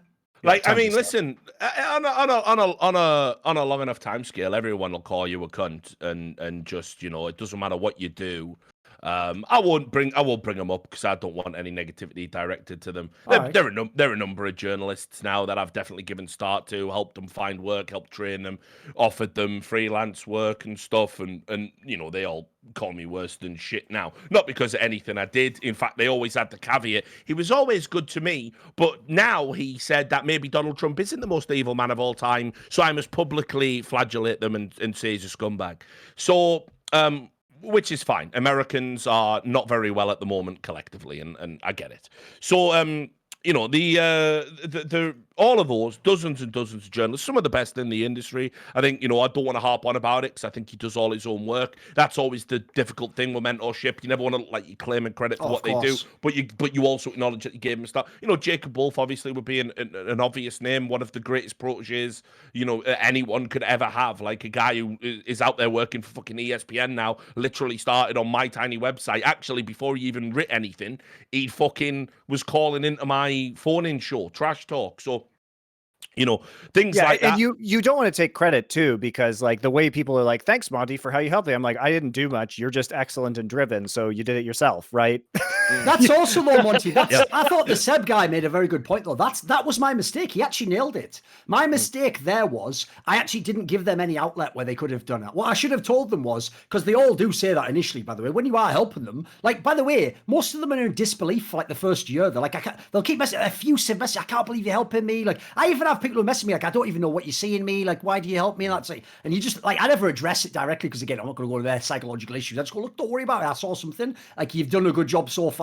But what I should have said in that scenario was, if they're ever like, and if I could ever pay you back and go, look, don't worry about that. But I tell you what, if you ever see anyone who's in the same position you were, and you think he has some talent, so you help them out, you give them a leg up. That's what I should have done. Actually, I thought the Seb guy made a very good point in that regard. Yeah, for sure. True. Because one thing I've obviously done is just promote 1 million people, like in ways that people don't appreciate either. Like, I'll give you an example, right? If I host a talk show, one of the reasons this mechanism works is someone's going to tune in because they like my content, right? And they're going to watch some of it anyway. But I mean, I don't have to name names, but people can imagine there are people who have amazing knowledge in the game or could outline great concepts, but they might not be very good on camera initially, or they might not have great charisma, or they actually might be very nervous initially. Like, I had an interview, I won't say which one, not that recently, not that long ago, where I essentially had to, no joke, sort of edit every 2 or 3 seconds to take all the pauses out, just because the person would have looked like a fool otherwise. But when I did it, they looked like they were just speaking perfectly fine. So there was no issue there. It was not like something disingenuous. You're just making them look better. But basically, when I put some of those people on a show, listen, eventually it does end up paying dividends. Like, if they become super sick, well, now they might come on my show later. Now they're coming on my show for free and helping me out. They can pay me back that way. But some of the people I'm putting on these shows initially, if I really was a cynical person who just wanted hits and attention, I'm not hiring the fucking positional coach for some like ERL team in the fucking League of Legends, am I? That person's not bringing any views. I'm not getting any of the clout off that. So again, people don't realize, it's like, I always tried to balance it out. Like, if I need the numbers, then I get fucking double lift on the show. But if there's other ones where I have my numbers and I'm doing well, you know what? I can actually afford on this show to bring on a couple of nerds who haven't yet done it and see, can they get in this space? Do they know what they're doing? Or we go on other people's shows who ask us politely.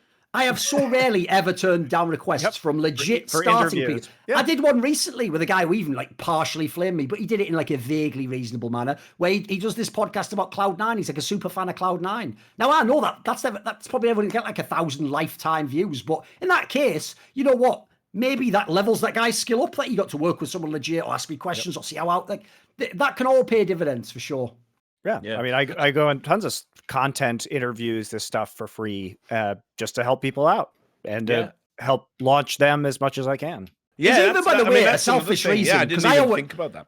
I always say, I personally don't believe altruism's a real thing. I think every single thing people put down to altruism is based on something that always does benefit you. I'll give you the obvious example. People go, what about charity work? It's always from people with a fucked up background that necessitates they feel the need to do that charity daily. So what I would say is this. I have my own ulterior motive.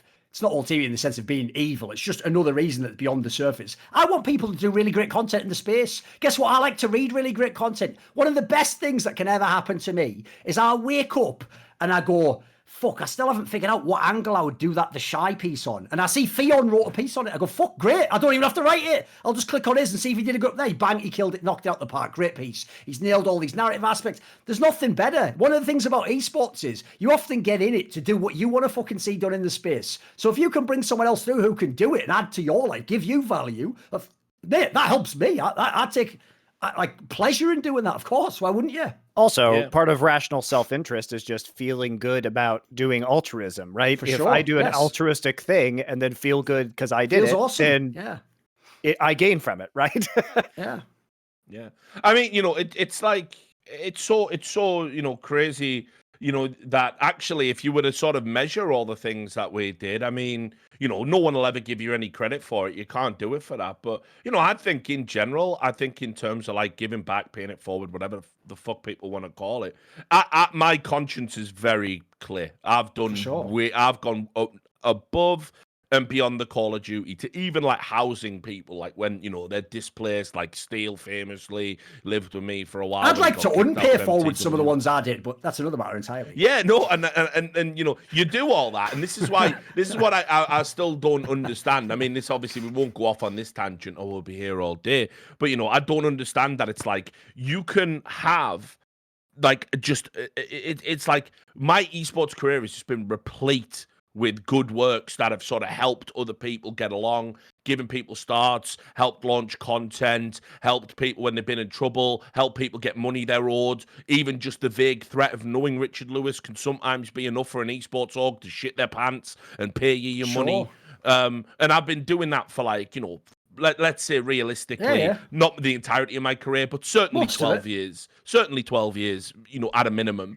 And, people... And let's not pretend too, in your line of work particularly, that these orgs leaking things to you does them a favor financially a lot of the time. Yeah, because of course, yeah. if somebody's owed money and they're leaking it to you and that story gets out, it may be the person who's owed money who's giving you that tip, and it's righting wrongs that are directly beneficial to many of the people, right? So it's a constant game, but they don't reciprocate that at any time. Here's the problem. I know where Richard was going with this. They force all the risk onto you. No matter how many good things you do, the problem is this, right? You arrive at a point, and I'll make it like the Egyptian afterlife. That's just basically a social media mob witch hunt, right? And what happens is, instead of the god Anubis, some fucked up social media Anubis comes along, and he goes, right, I will now weigh up all it. So you helped the I power thing, you helped the person out of dangerous situation, you did, and then he goes, but these blocked accounts, and no, Richard. Exactly, it's over. It's over. 6 months. You notice, by the way, I'll just give you. That's it. That's a reflection of my politics. I'll give everyone out there a little tool they can use to show when people are trying to trick you with sophistry. When someone says Richard Lewis worked at Breitbart, that's how you know he wrote nothing incendiary or wrong at Breitbart, because they would just fucking link to an article if he'd written something racist or bigoted at Breitbart. They don't link because they don't want you to go and read what he wrote. Someone because they'll find out did it's that today. Someone literally did that today, and I looked really? at I looked at the articles, and it was one piece that has my name on it, and I don't even recall writing it, but it was basically about some small town in Germany they'd banned fireworks because a group of displaced war refugees had complained. Okay. And it was PTSD obviously and it was obviously from the angle like it's a bloody clown, right up fucking reactionary right-wing websites thing. I don't think there's anything racist or bigoted about it, but that's what they linked to. And then the other thing they linked to is I wrote an article, this is 2015 now, called How the Social Justice Movement Can Regain Credibility. And a perfectly rational topic. Yeah, and the opening sentences, something along the lines. I mean, this is a long time ago, and this is when, by the way, obviously at Breitbart, you're told to write it in inflammatory and polemic style, of course, to drive engagement. It was kind of like one of the things that was enticing, although I completely regret it now. One of the things that was enticing at the time was you can say the most outrageous shit here. You're already a cunt the moment you take the job. Anything you say doesn't matter because they will just piss on you for being here in the first place. So it was very liberating in that sense as a prospect. I didn't know American politics was going to go to where it went, and it would be used as a brickbat to beat me over the head and imply I'm racist or bigoted or whatever for the rest of my life. I didn't realize that, obviously, or I definitely wouldn't have done it. But regardless. But anyway, I think they would have found something else, Richard. Let's be real. Sure. The opening line, I think, was it's an outrageous time to be alive when we insert politics into a phrase to the point where someone has to come out and apologize publicly. And this was a public official that had to come out and apologize for saying all lives matter, right? And I just said, if you want the social justice movement to be taken seriously, maybe don't flip your shit over that and say, it's a dog whistle, it's this, it's that. Like, maybe just take it on its face and say, okay, but it's a really stupid thing to say because we're talking about this specific issue and all that does is deflect from it.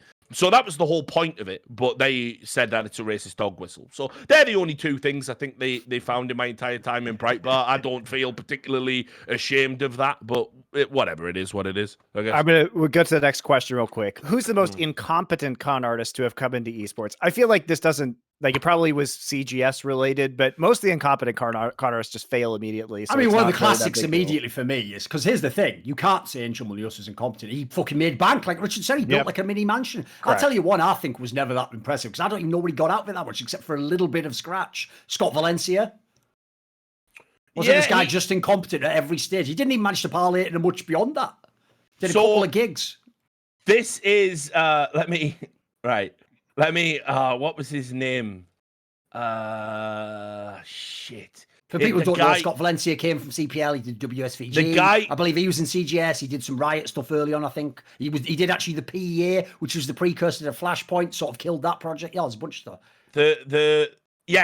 Jake Jacobson. Jake Jacobson. Who the fuck is that? And I don't know if any of y'all. Sounds like he's in a country band or something. Fucking hell. I've got the article here. It was done by my old boy Ferg Mitchell, if you remember him. He used to write at the Daily Dot. Don't know what he's doing with his life. He was a cunt. Oh, you didn't like him, did you know? I was got on with Ferg. Oh, no, he just said loads of stuff about arm races against Poles and stuff, so good guy. Classic banter. One of those people I'd like to meet up with one day and have a beer with somewhere. Private. Yeah, sure. Nice long beer. A nice long beer. But anyway, this was the story about this guy who was some mad, demented boomer in Texas who decided he was going to host the world finals of all esports, right? Oh, yes. A few years ago, yeah. And obviously the meme for it, he said it was going to be the largest competition in the world, broadcast everywhere and all. The Fire Festival of Esports. Yeah, well, I mean, he didn't even get as far as having a shit festival. But anyway, it was going to be the Esports World Finals, it was called. And I think in the email he'd sent out, like when they did the marketing dump, there was the slogan was, "Do you esports game?" Oh, there we go. He's done it. Amazing. There you go.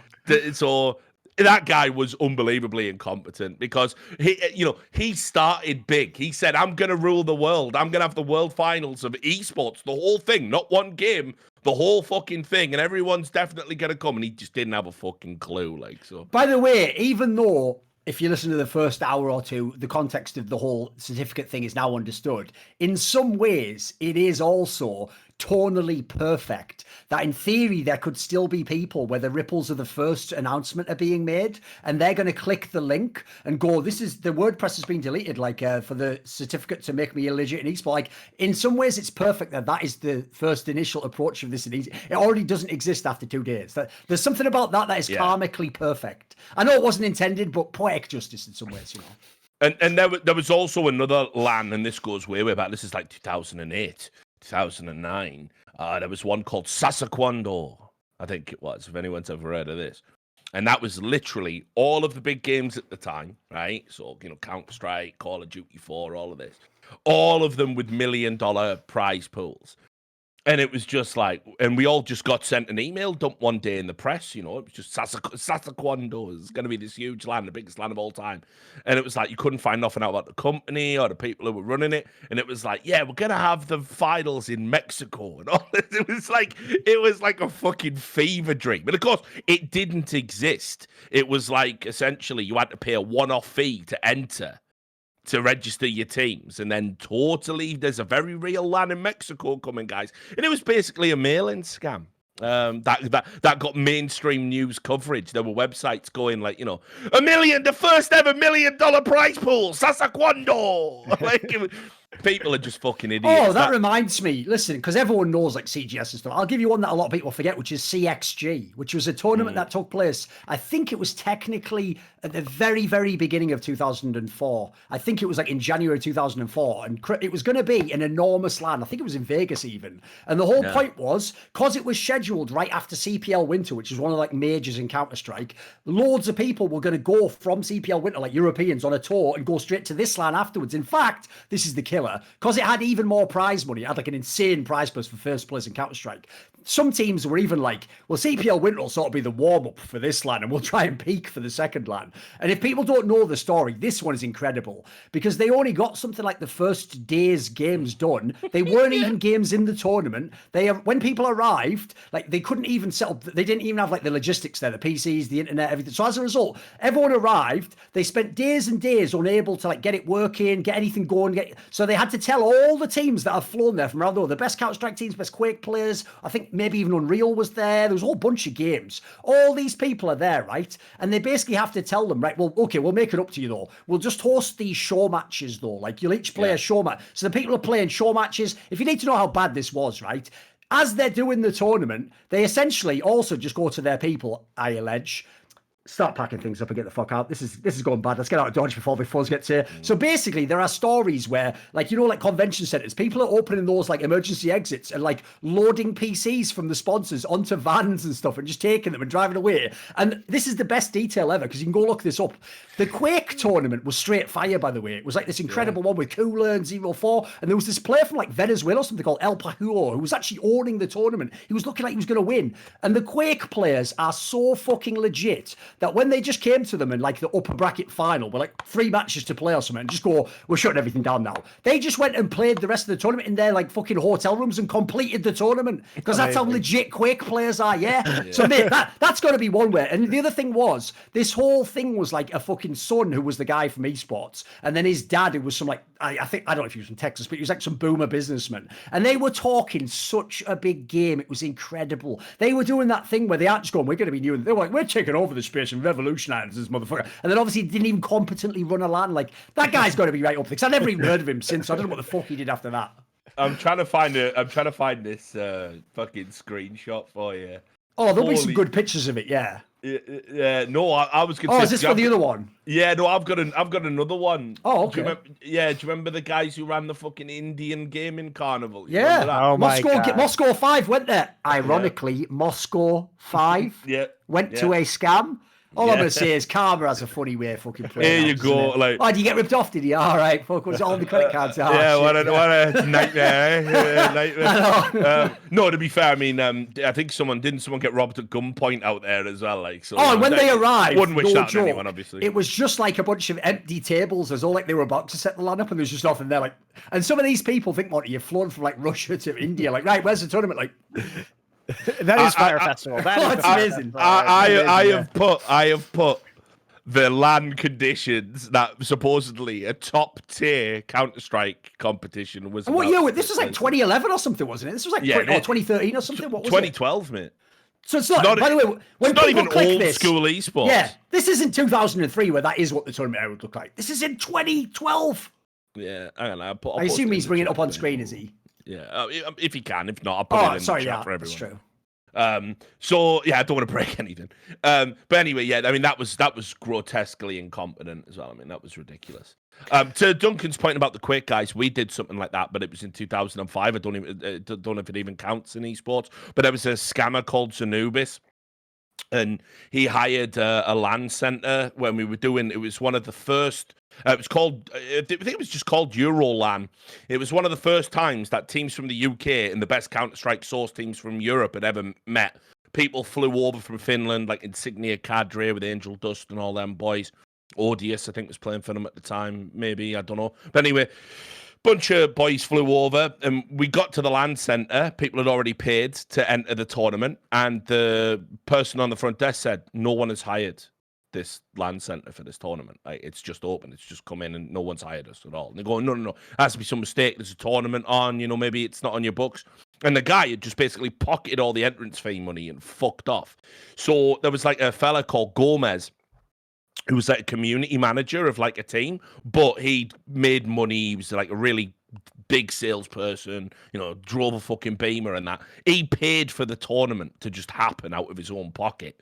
And so we had our Source tournament, and then all the tech problems, because Source was garbage in 2005, meant it didn't even get finished anyway. We didn't even play the fucking final, but we made it happen as a force of will from the community. So. There you go. There's a picture. Andrew the Indian Gaming Carnival. Like, imagine getting there.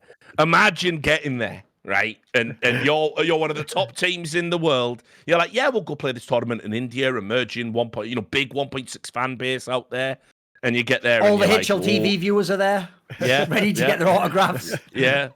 All right, we did a separate show. We've talked about this. We did a separate show that's just telling old esports stories and like describing this bullshit. That is esports fireside. Yeah, keep going. That is this show that needs to exist, where we can tackle these like one by one and more in depth, because I think it would be super funny. This is along those. What is the single biggest disappointment you have in esports? I think that CGS is the biggest disappointment, because nothing will ever take that much money, be made so badly, and alienate the core audience, and then also like basically sink the entire industry for years after it, because it's too big and diversified now. Like, one tournament going under couldn't fuck us. But that was, I mean, I don't think you could get bigger in terms of disappointment than that one. I'll take this one metaphorically, because my biggest disappointment, and you're going to think it's a petty gripe, but legitimately, when I think macro over my whole career, it is the shift that happened about 4 or 5 years ago, where what we've described earlier happened. When they're weighing up who you are as a person, things like a tweet you made, or if you blocked someone they know, become the most important things, and like the most epic things you ever did in your career are like, well, that's just transitory, that means nothing. Because that wasn't the case, by the way. What used to happen in the past, and God, Richard, I used to think they were insulting us back then. I long for those days now where they go, he is a cunt, but his work is exceptional.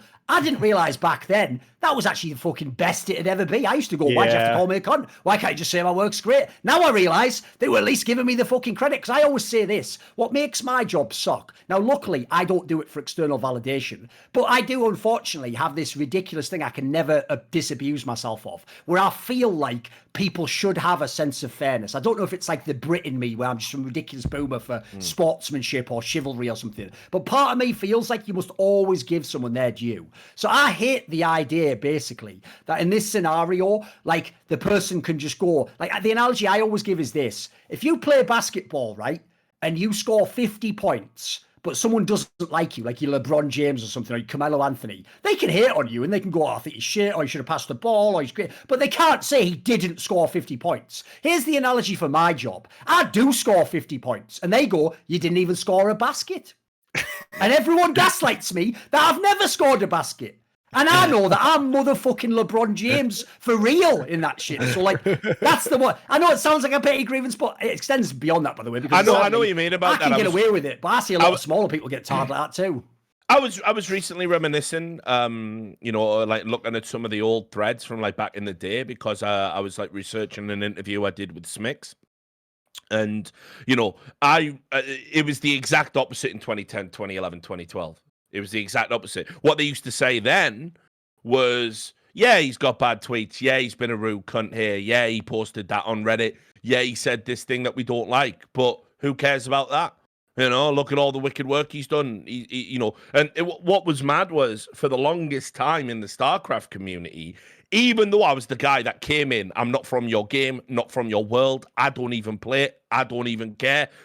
But you do know all your sacred cows are having your fucking eyes out and scamming you blind with all of this like fundraising, crowdfunded shit. You're never gonna get. They don't keep their promises, and someone has to hold them accountable, or they'll keep doing it and keep doing it. And a bunch of them went, well, I really like Evil Geniuses. I really like Team Liquid. I really like Tasteosis. But Richard Lewis has a point. And he, you know, and what people would say, this guy is sort of, he is looking out for the community, and it's great that someone's doing it. None of that now, of course. You know, you wake up to this vitriolic, nightmarish hatred from, like, you know, the Counter-Strike community turning on me is the most mind-blowing one. I can't figure that out at all. But on a level of personal disappointment that kind of touches on a lot of the topics that we've been discussing on this show from a mentorship perspective, you know, I had a very weird experience that was super disappointing to me, which is basically like sums up a lot of what we've been discussing on this show in a nutshell, which is as follows. There was an up and coming caster that I was interested in helping out, who asked me to help this person out. And I was in the process of helping them, giving feedback, et cetera, et cetera. I invited this person out to gatherings of other casters to help network at bars and stuff like that. So I was making a real effort to include this person, right? And so my wedding comes along. And my wedding, for those of you who don't know, was streamed live. And part of a segment of my wedding was that during the party, after the ceremony and after dinner, you could go on stream. So we had these like headsets. And I even roasted Loco Doco with an inappropriate sexual joke on it. It's fucking brilliant. So keep in mind, people are very drunk, and you can go back and watch the VOD. It's on my Twitch channel. Sure. So it's like 3 hours of like people in headsets talking to Twitch chat, and there were like 10,000 concurrent viewers. It was really big. So at one point, my wife comes on. I don't know what the context of it was. I don't recall. But she said something like she had never felt that in the esports industry, she had been discriminated against by being female. And so to put this in context, my wife has been in esports for over 15 years. And I'm not saying, and neither would she, that there have never been sexist problems within esports. It's just that she did not feel that she had been targeted for them. So at this point in time, there were a bunch of people who started to begin an identity politics attack against my wife. And I basically said, like, you know, this is my wedding. Can we not do this about my wedding, please? Can I have this, you know, moment to not have this bullshit. And again, just not the time for it. So this process starts. Is the premise that they were at the wedding? No, they were not at the wedding. Oh, this is online they were doing this, right? Okay. So this person then was not the genesis of this, but then joined this process. So then I privately message this person and I say, I would really appreciate if you would not do this about my wedding. Can you please not do this? To which the response was, I'm sorry, I must do this. Basically, I'm on a mission from God to right this wrong. And I feel so personally invested in the fact that there is sexism in esports that I cannot. Which was never the point, of course. Which I cannot leave your wedding out of this. And I was like, I'm done. Like, I just like, nothing is sacred, unfortunately. That's why I literally just said, you can't discount my wife's experience in this topic because she's been around esports for much longer than you have. But also, like, I don't care if you are confronting this issue, which I am not saying exists or doesn't exist. I'm sure it does exist in certain instances and should be addressed. But can you just not do it around my wedding? Can we just have that not happen? That's the problem, though, Monty. Where you fucked up there, mate, is this is why I was ahead of a lot of this stuff. Not because I'm smart. I just studied the stuff literally in other communities years before. That's why I call it a cult. Because guess what? Allegiance to the cult, which is like a religion, and the tenets of the cult overtake everything. So as a result, like that, the cult becomes the only thing sacred. So her quest to vindicate something and presumably to excise some frustration this person had, I don't know if it's a woman to be fair, had in her career, I'm guessing it may if it was about sexism, in this particular scenario, like you're saying, they can make that point any day of the week. Like, but the idea they have to do it then, it just shows that to them, your life and her experience doesn't matter. It becomes secondary to that. So it's why you have to watch out for ideology, kids. It'll fuck your life up. Look, I don't agree with it. And I thought it was a shitty thing for people who didn't know me to do, to like latch onto this, and especially my wife as well, right? To bring it into this around our wedding. But for the point is that I had made personal efforts and I made a personal private appeal to this person and said, can you please not do this? And the answer was no. So at that point, I'm just like, this is ridiculous. Like, how can I don't agree with disappointment? And at that point, I can't even trust this person at any level anymore, because if they're willing to, there's no line. If I'm willing to allow them entrance into private spheres, and they say that there is no line of things that I will not attack, then I'm like, you literally cannot be involved in my life whatsoever, because you are now in insane danger. Yes. I mean, I won't get into any like personal disappointments from esports, because they're just served up on the fucking daily, frankly.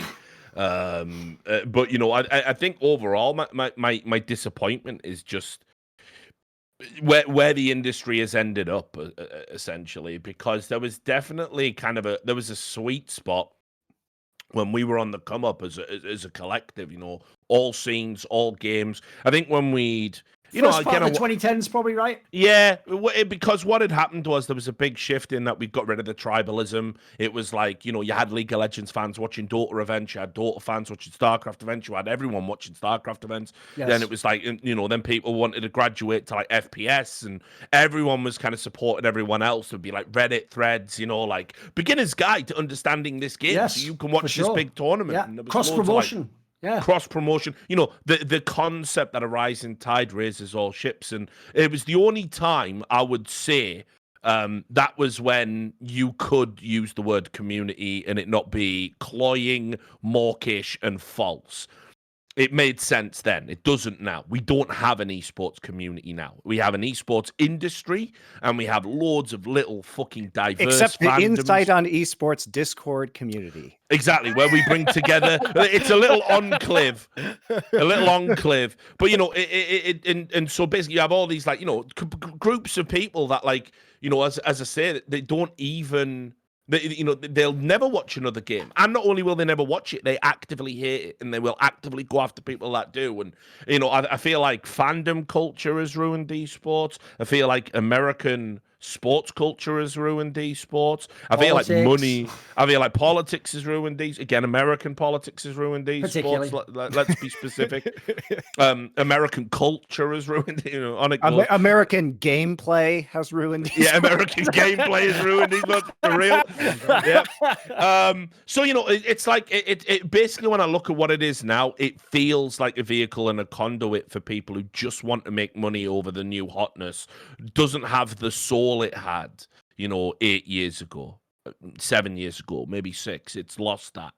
And when that goes, you don't ever get that back, kids. I mean, what's really wild to me about the esports industry is that everybody who's OG, we were like, yeah, esports is so cool. Look how inclusive we are. Anybody can be a champion in esports. Isn't that awesome? Wow, we're a truly international community where we travel around the world and meet all kinds of people from different cultures, and everybody's cool, right? And then all of a sudden, it's gone from that, which I thought was great, right?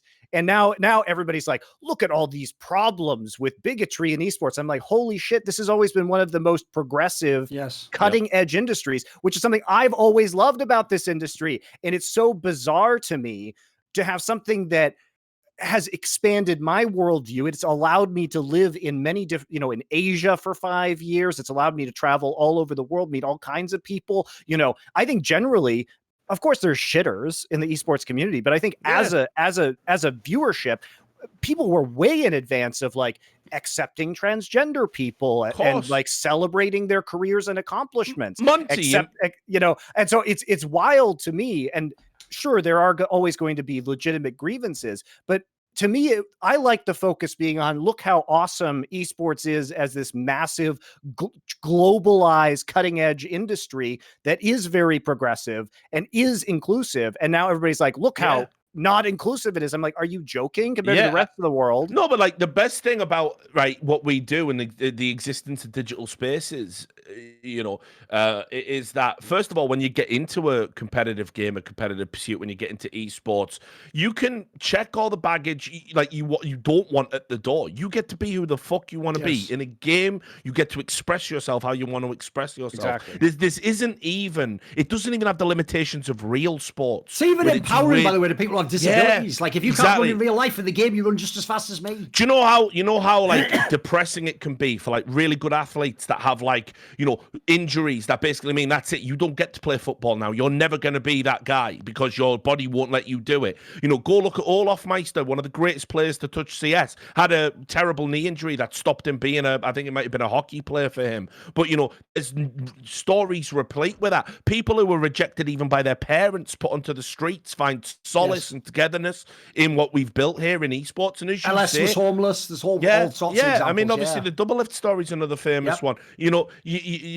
Even people that go on to embody that excellence and become the best in the world and household names can have those like humble, sad beginnings. And the other part is, absolutely. I'll add a bit of humor to it, not to make it too serious. But in what world would a working class, Welsh northerner hybrid living in Colliery Town, some of the worst places in Britain, where would I ever meet and hang out and have drinks with a fucking furry?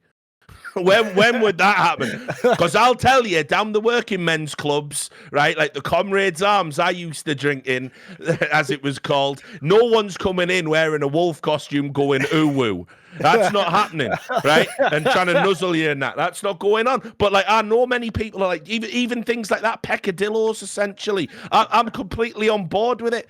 What esports opened my eyes. I could have been one of those closed-minded assholes from a working class community. You know they exist. It's why a lot of the sort of wealthy liberals can't get on with the actual proletariat, the real working class. They don't vibe with it at all because a lot of working class people don't adopt progressive values because they've lived in terrible conditions in closed communities their entire lives and they're not exposed to new ideas or concepts. I'm from that. Esports freed me of all that bullshit and made me a better person. So I know that's possible. And you don't have to leave Wales either, is the thing, right? Because it's a digital community. You can have this exposure at any point in time. So I think in many ways it can be celebrated. And if you just look at the history of sports, obviously there have been really stupid, bigoted rules, such as not allowing African Americans to play baseball up until Jackie Robinson, right? But in its purest form, like, do you think Hitler was super into Jesse Owens winning all those gold medals in Nazi Germany? No. But the thing is, it's like, right in his fucking face. Exactly. And it's like when the leagues desegregated and everything like that, these were very important. Like Jackie Robinson is an enormously important American personality and figurehead because he exposed people to things that they had never been exposed to before and actually helped drive integration in the United States, right?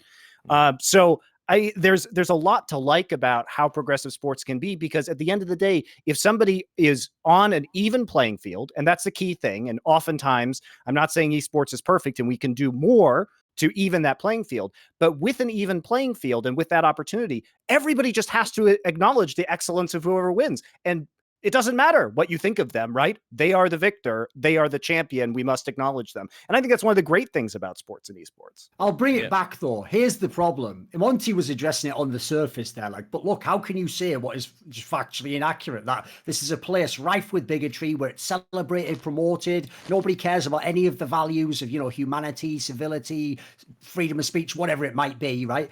The problem with that is, right, yeah, on the surface, it's absurd to say that about esports. But the people doing that, well, what would we do about this? Oh, well, luckily I know that I should be in this position and my friend should come over here and we'll give you a course in how to train people against bias. Like, the problem is they're people selling a grift, mate. Like, they're finding a problem where it's tiny, making it huge and going, I'm the only person who could come in and fix it. So there's definitely an element of that I've noticed. It's never people just commenting from the sidelines, is it? It's always, and here's what we do about it. We kick this guy out and we take over this company. They always have the fucking plan as well, I noticed, straight away. Yeah. It's like, this is one of the things that it's like, yes, we've definitely got problems like every other industry, but the idea that there is some sort of like fascist right-wing enclave lurking in the shadows. This is one of the most liberal industries on planet Earth. Like, hands down. It's insane. Put it like, you could take the average esports fan, introduce them to someone who works in Silicon Valley, and the Silicon Valley would be like, fucking hell, like, does this make me? Am I the Trump supporter in this equation? Like that. It's such a progressive industry. And what we've started to do is kind of, when we're not celebrating what I consider the very real diversity, in the sense that we also transcend a lot of cultural barriers. We've created our own kind of universal cultural understanding while also bringing ideas and perspectives from each of those cultures to the esports table. We have a mimetic shorthand that we can talk in. There are some very famous examples where people even used esports as an attempt to show common ground where there could be none with their traditional labels, like Palestinian people and Israeli people saying, we're going to play a match and then shake hands afterwards, or someone from other countries and scenarios, or maybe countries that in the past had like horrific scenarios against each other, war crimes against people have gone out of their way to put their hand across, not the aisle in that scenario, but just essentially to show like this is a space where that isn't the case, and we are just gamers, and we are gamers first and foremost. Yeah, we check all that bullshit at the docks. We don't need it here.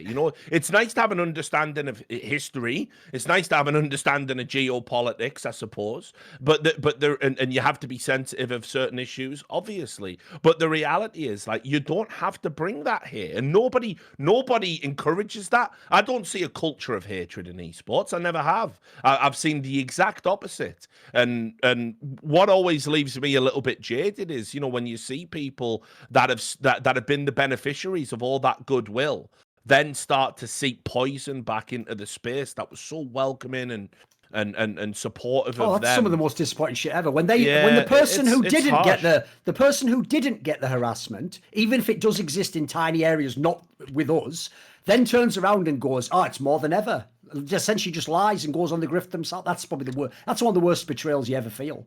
I've had that happen a few times. It's just like like we can really do great things like with esports. It's not hyperbole. Like I'm old and I'm jaded and I'm sick of this business. And I even just said on the stream today, if it was down to me, I'm at the stage where Jesus goes and wrecks the temple because the money lenders are in it and he wrecks all the idolaters. That's where I'm at with esports. But the reality is the premise of it, how it works, how it doesn't have any of the other physical limitations of mainstream sports or anything like that. It makes it the perfect place for everyone to gather and learn more about each other culturally in a very safe and understanding environment. Like everyone can be an esports fan. You can support a team on the other side of the world. You can learn about the cultural context of that team, the player's background. It's fucking awesome. It's why I've always liked it. It's just you become disenchanted because over time, we've become mainstream, and mainstream brings with it money,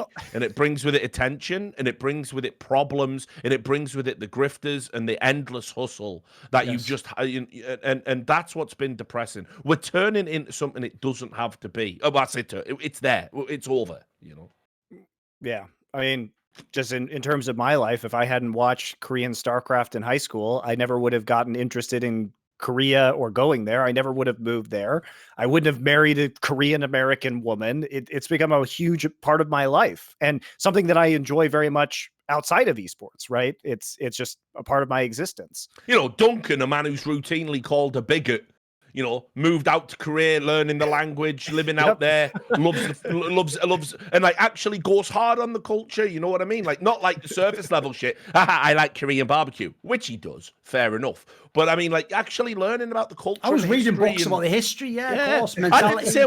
I did the same when I lived in America, by the way, because I thought I was going to take citizenship. I actually dodged a massive bullet with that. Thank fuck, because they've gone absolutely mad the last few years. But I'm probably more well versed on like the history of America than the average American. I read up on all the Indian Wars, Trail of Tears, trying to understand because I've got a Native American friend that's very dear to me as well. And they've recently had that like rekindling of they're trying to connect with their culture and their background in an increasingly difficult environment to do it. And it's like it's a fascinating history. It's not a pleasant one by any stretch of the imagination, but I took the time. I wanted to learn about it. I wanted to get to grips with what it is to be American and understand it and respect it. And now that I'm back in Britain, obviously I say things very differently and I express myself very differently. I wouldn't dream to saying some of the stuff to Americans I say now, right? Because I want, it was my home. It was my home for a long, long time. That wouldn't have been possible without esports. I have one quick thing I want to say at the end of this one before we go to the next question, right? It goes like this, because it's a concept. Actually, I want this audience, if they've been listening to this so far, they're probably going to fuck with this concept.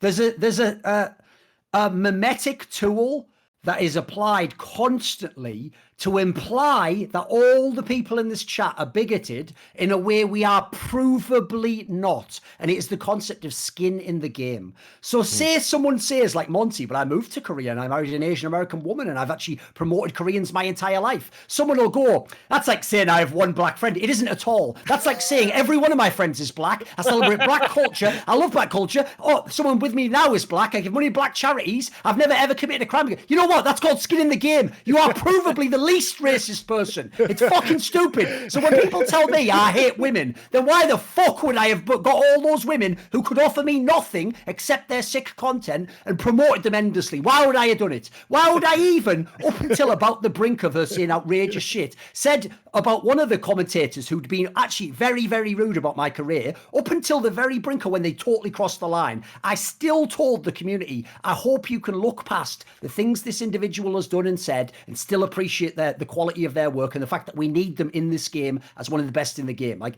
I've put my life on the line for these topics. I don't need to go, that's like shit, everyone, but it isn't at all. Like I say, I've got skin in the game, motherfucker. And some of the people, by the way, talking that shit ain't got any skin in the game. It's just ideas to them.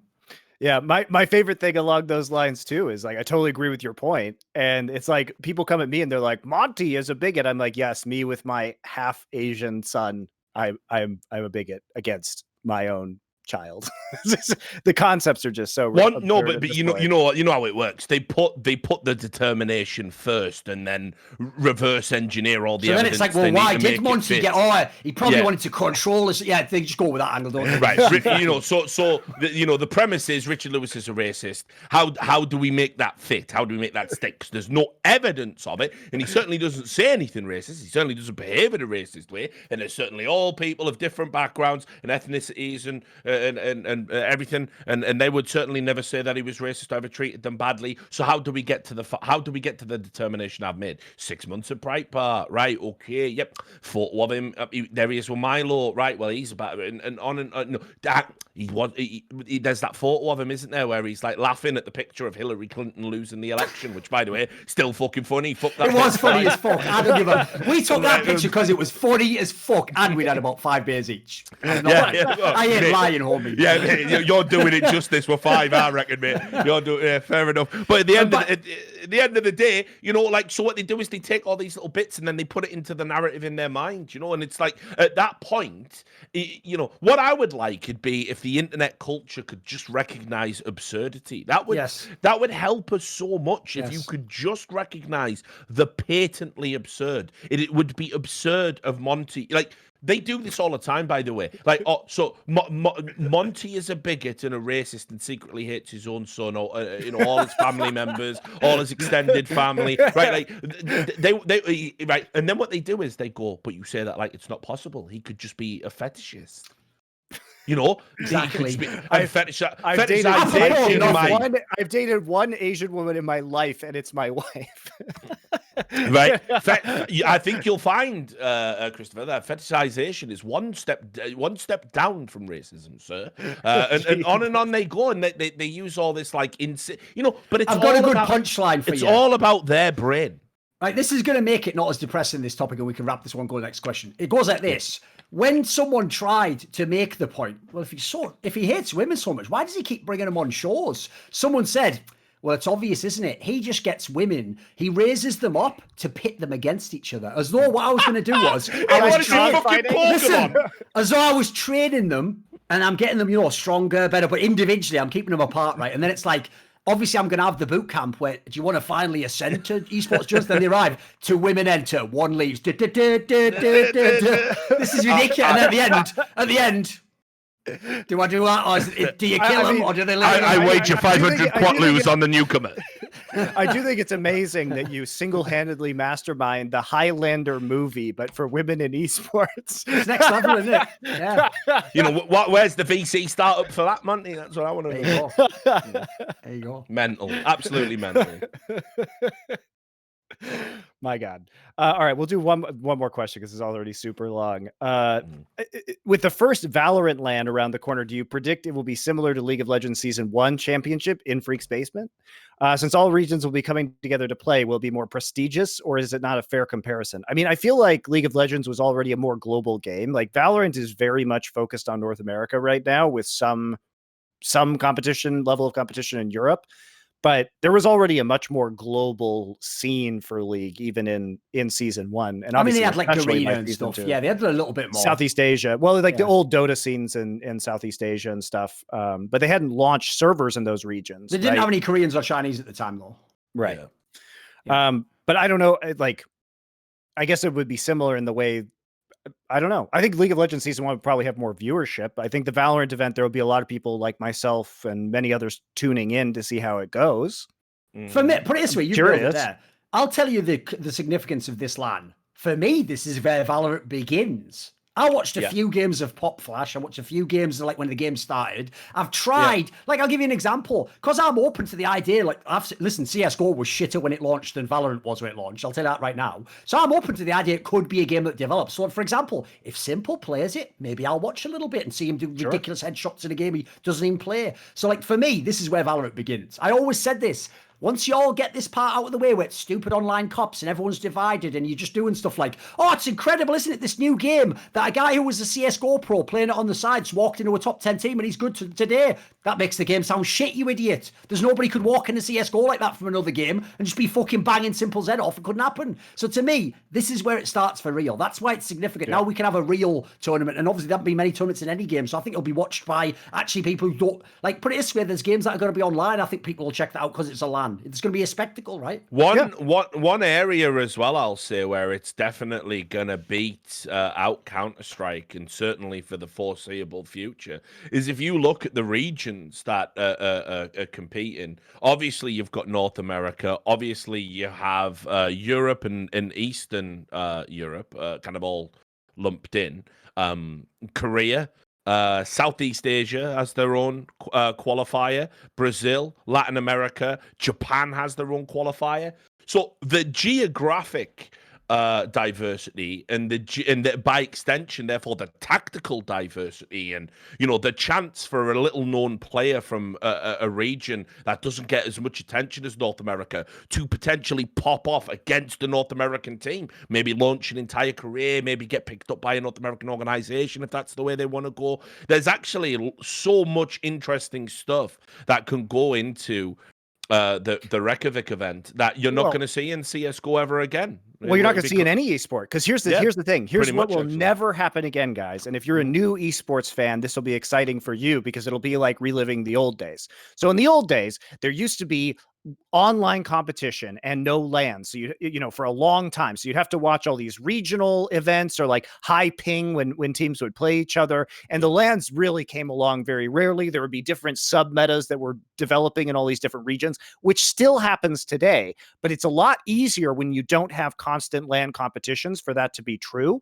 And because Valorant launched during the pandemic and literally no one has seen a LAN, and on top of that, no one's really been able to travel. So you can't compete even online against other teams very easily. Like, has there been competition between North American and European teams even online? No.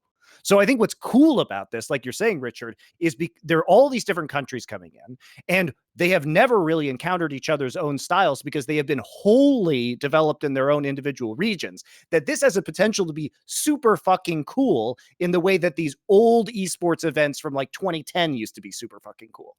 For that reason. And you're never going to see this again. This will never happen again. So enjoy it. Right. Yeah. I mean, seriously. I mean, you know, I remember, again, sorry to do back to Fireside Boomer talk, but there was one event. I don't even remember which specific event it was. I want to say it was a 30p LAN in Sweden, maybe, or it might have been a DS rack in Denmark. Anyway, the point was, it was this insane convergence where we had everyone, even teams from regions that didn't have CS source teams. So we ended up with an event where you had Swede, you know, Germans, all the, you know, Brits, French, all the usual guys, but we ended up with Talked and Steel, you know, all of those legends coming over with to represent North America. We had a Japanese team.